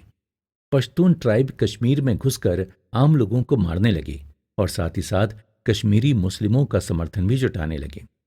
महाराजा हरि सिंह की फौज इनसे लड़ने में नाकाम हुई, इसलिए उन्होंने भारत से मदद मांगी। लेकिन भारत ने अपनी फौज कश्मीर में भेजने से पहले हरि सिंह के सामने एक शर्त रखी। शर्त थी कि हरि सिंह भारत के साथ इंस्ट्रूमेंट ऑफ एक्सेशन साइन करें। इस शर्त को हरि सिंह ने मान लिया और भारत ने आधिकारिक रूप से अपनी फौज कश्मीर में भेज दी। इस समय तक पाकिस्तानी फौज भी कश्मीर में आ गई और इस तरह शुरू हुई भारत और पाकिस्तान के बीच कश्मीर को लेकर पहली लड़ाई। 1948 में पंडित जवाहरलाल नेहरू ने माउंटबेटन के कहने पर यह मुद्दा यूनाइटेड नेशन में उठाया। उसके बाद यूएन ने कश्मीर के मसले का हल निकालने के लिए एक 3 पॉइंट का रेजोल्यूशन पास किया था, जिसके चलते पहले पाकिस्तान अपनी सेना को कश्मीर से वापस लेगा, फिर भारत अपनी फौज को वापस लेगा और फिर कश्मीर में प्लेबिसाइट यानी जनमत संग्रह किया जाएगा। इसी प्लेबिसाइट के नतीजों के आधार पर फिर कश्मीर पाकिस्तान या भारत का हिस्सा बनेगा। लेकिन ये कभी लागू ही नहीं हुआ, क्योंकि पाकिस्तान ने कभी भी अपनी सेना वापस नहीं ली। 1948 में दोनों देशों ने लड़ाई रोक ली और सीज फायर साइन कर लिया। इसके बाद एक स्टेटस क्यो लाया गया। इसका मतलब था कि भारतीय सेना और पाकिस्तानी सेना जहां है वहीं रुक जाएगी और आगे नहीं बढ़ेगी। जो हिस्सा पाकिस्तान ने कब्जा लिया था उसे आज भारत पाकिस्तानी ऑक्युपाइड कश्मीर कहता है और पाकिस्तान उसे आज़ाद कश्मीर कहता है। कश्मीर आज तक भारत और पाकिस्तान के बीच चर्चा का मुद्दा बना हुआ है। कश्मीर को लेकर भारत और पाकिस्तान के बीच 1965 और 1999 में भी युद्ध हो चुके हैं और हर बार भारत ने पाकिस्तान को बुरी तरह हराया है। आज़ादी के बाद भारत की कई उपलब्धियों में से ये एक उपलब्धि है। तो दोस्तों, अगले एपिसोड में हम आज़ादी के बाद से लेकर आज तक की भारत की अलग अलग उपलब्धियों के बारे में चर्चा करेंगे। आप हमारे साथ बने रहिए और सुनते रहिए कुकू एफएम, सुने जो मन चाहे। भारत की उपलब्धियां। दोस्तों, आजादी के बाद भारत का सफर रोमांच से भरा हुआ था। एक रोलर कोस्टर राइड की तरह भारत कभी ऊपर गया और कभी बिल्कुल ही नीचे आ गया। नमस्कार दोस्तों, मैं आशा करता हूं कि आप सभी बहुत अच्छे होंगे। आप सुन रहे हैं शेखर बंदोपाध्याय की लिखी from Plassey to partition and after की बुक समरी। अब हम आजादी के बाद भारत की आज तक की कुछ उपलब्धियों की बात करेंगे। वैसे तो भारत ने पिछले 75 सालों में काफी कुछ हासिल किया है। इसी के चलते भारत आज सुपर पावर बनने की राह पर है। ऐसा नहीं है कि भारत ने पिछले 75 सालों में सिर्फ तरक्की ही की है। भारत ने भी बाकी देशों की तरह काफी गलतियां की हैं और उन गलतियों से सीखा भी है। लेकिन आज हम केवल भारत की कुछ बहुत ही बेहतरीन उपलब्धियों की चर्चा करेंगे। ये भारत की आज़ादी के बाद की वो उपलब्धियां हैं जिन्हें याद करके हर भारतवासी का सीना गर्व से चौड़ा हो जाता है। भारत की आज़ादी के एक साल बाद 1948 में ही एक बड़ी उपलब्धि भारत के हाथ आई थी। उस साल हुए लंदन ओलंपिक्स में आज़ाद भारत की हॉकी की टीम ने ब्रिटेन को हराकर गोल्ड मेडल अपने नाम किया था। यह हॉकी टीम आज़ाद भारत के बुलंद इरादों को दिखाती थी। आज़ादी के बाद भारत की एक और बड़ी उपलब्धि थी संविधान। भारत के संविधान को बनाने में 2 साल 18 महीने और 11 दिन लगे थे। भारत का संविधान आज तक का दुनिया का सबसे बड़ा लिखा गया संविधान है। उस समय के नेताओं ने इस संविधान पर काफी काम किया था। वो चाहते थे कि सभी भारतीयों को समान अधिकार मिले, सभी को आगे बढ़ने का मौका दिया जाए। भारतवासियों को जात पात धर्म से ऊपर रखकर ये संविधान सामाजिक, आर्थिक और राजनीतिक तौर पर सभी को आगे ले जाने की बात करता है। ये संविधान 26 नवंबर 1949 को बनकर तैयार हुआ था और 26 जनवरी 1950 को ये संविधान लागू हुआ, जिसे भारतवासी आज गणतंत्र दिवस के रूप में मनाते हैं। अगली उपलब्धि थी भारत की 1965 में, जब भारत ने पाकिस्तान को युद्ध में हरा दिया था। भारत और पाकिस्तान के बीच 1971 और 1999 में भी युद्ध हुए थे और हर बार पाकिस्तान को मुंह की ही खानी पड़ी थी। दोस्तों, आपने वो तस्वीरें तो देखी ही होंगी जब भारतीय वैज्ञानिक साइकिल पर रॉकेट्स के पुर्जों को ले जा रहे थे। वहां से भारतीय स्पेस एजेंसी ने अपना सफर तय किया और आज ये विश्व की एकमात्र स्पेस एजेंसी है जिसने पहली बार में ही अपना रॉकेट मंगल ग्रह पर पहुंचाया। इसरो यानी इंडियन स्पेस रिसर्च ऑर्गेनाइजेशन की नींव 1969 में रखी गई। इसके बनने के पीछे होमी भाभा और विक्रम साराभाई का भी बहुत बड़ा हाथ था। इसरो आज भारत का नाम दुनिया भर में रोशन कर रहा है। चंद्रयान, मंगलयान जैसे मिशंस ने पूरी दुनिया में इसरो ने अपना लोहा मनवाया है। इसरो के आने वाले मिशंस जैसे आदित्य और गगनयान इसे और भी ऊंचाइयों तक लेकर जाएंगे। अगली उपलब्धि थी 1974 और 1998 में भारत द्वारा किए गए न्यूक्लियर टेस्ट, जिसके बाद भारत के पास भी न्यूक्लियर शक्तियां आ गईं। अगली उपलब्धि है 1983 का क्रिकेट वर्ल्ड कप। 1983 में भारत की क्रिकेट टीम ने वर्ल्ड कप अपने नाम किया। ये भी भारत की एक बड़ी उपलब्धि है, क्योंकि इसी के बाद भारत में क्रिकेट बहुत पॉपुलर हुआ और आज इस गेम में भारत शिखर पर पहुंच गया है। क्रिकेट ने हमें राहुल द्रविड़, सचिन तेंदुलकर, विराट कोहली, महेंद्र सिंह धोनी जैसे खिलाड़ी दिए, जिन्होंने भारत का नाम बहुत रोशन किया है। इसके बाद फिर से 2011 में क्रिकेट वर्ल्ड कप और 2007 में T20 वर्ल्ड कप की जीत भारत की क्रिकेट से जुड़ी कुछ और उपलब्धियां हैं। इन्हीं के चलते आज भारत में क्रिकेट बहुत पॉपुलर है और इस खेल में भारत एक मजबूत टीम मानी जाती है। इसके बाद बड़ी उपलब्धि थी LPG रिफॉर्म्स, जिन्हें 1991 में लाया गया, जिसके चलते भारत ने दूसरे देशों के साथ व्यापार करना शुरू किया और आज भारत की अर्थव्यवस्था बहुत तेजी से बढ़ रही है। इसका नतीजा यह है कि आज भारत 5 ट्रिलियन इकोनॉमी का लक्ष्य लेकर चल रहा है। अगली उपलब्धि 2005 में भारत में शुरू हुआ राइट टू इंफॉर्मेशन है, जो भारत में सरकार और इसके काम करने के तरीकों में ट्रांसपेरेंसी लेकर आया। 2006 में भारत और रूस दोनों ने साथ में ब्रह्मोस मिसाइल बनाई। ब्रह्मोस आज दुनिया की सबसे तेज क्रूज मिसाइल है। शुरुआती कई सालों तक रूस इस मिसाइल के 65% से भी ज्यादा पार्ट्स अपने देश में बनाता था, लेकिन आज 65% तक के पार्ट्स भारत खुद बनाता है। अब तो भारत इस मिसाइल को अलग अलग देशों में भी एक्सपोर्ट कर रहा है। 2008 के बीजिंग ओलंपिक्स में भारत की बहुत बड़ी जीत हुई, जब अभिनव बिंद्रा ने पहली बार भारत को शूटिंग में गोल्ड मेडल दिलाया, जो कि इंडिविजुअल स्पोर्ट में भारत का पहला गोल्ड मेडल था। इसके बाद 2021 में हुए टोक्यो ओलंपिक्स में जेवलिन थ्रो में नीरज चोपड़ा भी गोल्ड मेडल जीतते हैं और भारत का नाम रोशन करते हैं। 2016 में हुई सर्जिकल स्ट्राइक से भारत ने पाकिस्तान समेत भारत का बुरा चाहने वाले सभी देशों को ये बता दिया कि भारत के फौजी अपने देश और देशवासियों की सुरक्षा के लिए अब घर में घुसकर भी मारेंगे। ये उपलब्धि भारत के सैन्य बल और सेना की क्षमता को दिखाती है। दोस्तों, भारत को आजाद हुए 75 साल हो गए हैं। भारत एक सुपर पावर बनने की राह पर चल पड़ा है, लेकिन कहीं ना कहीं कुछ कमी अभी भी बाकी है। ये कमी हम भारतवासियों को एक साथ मिलकर पूरी करनी होगी।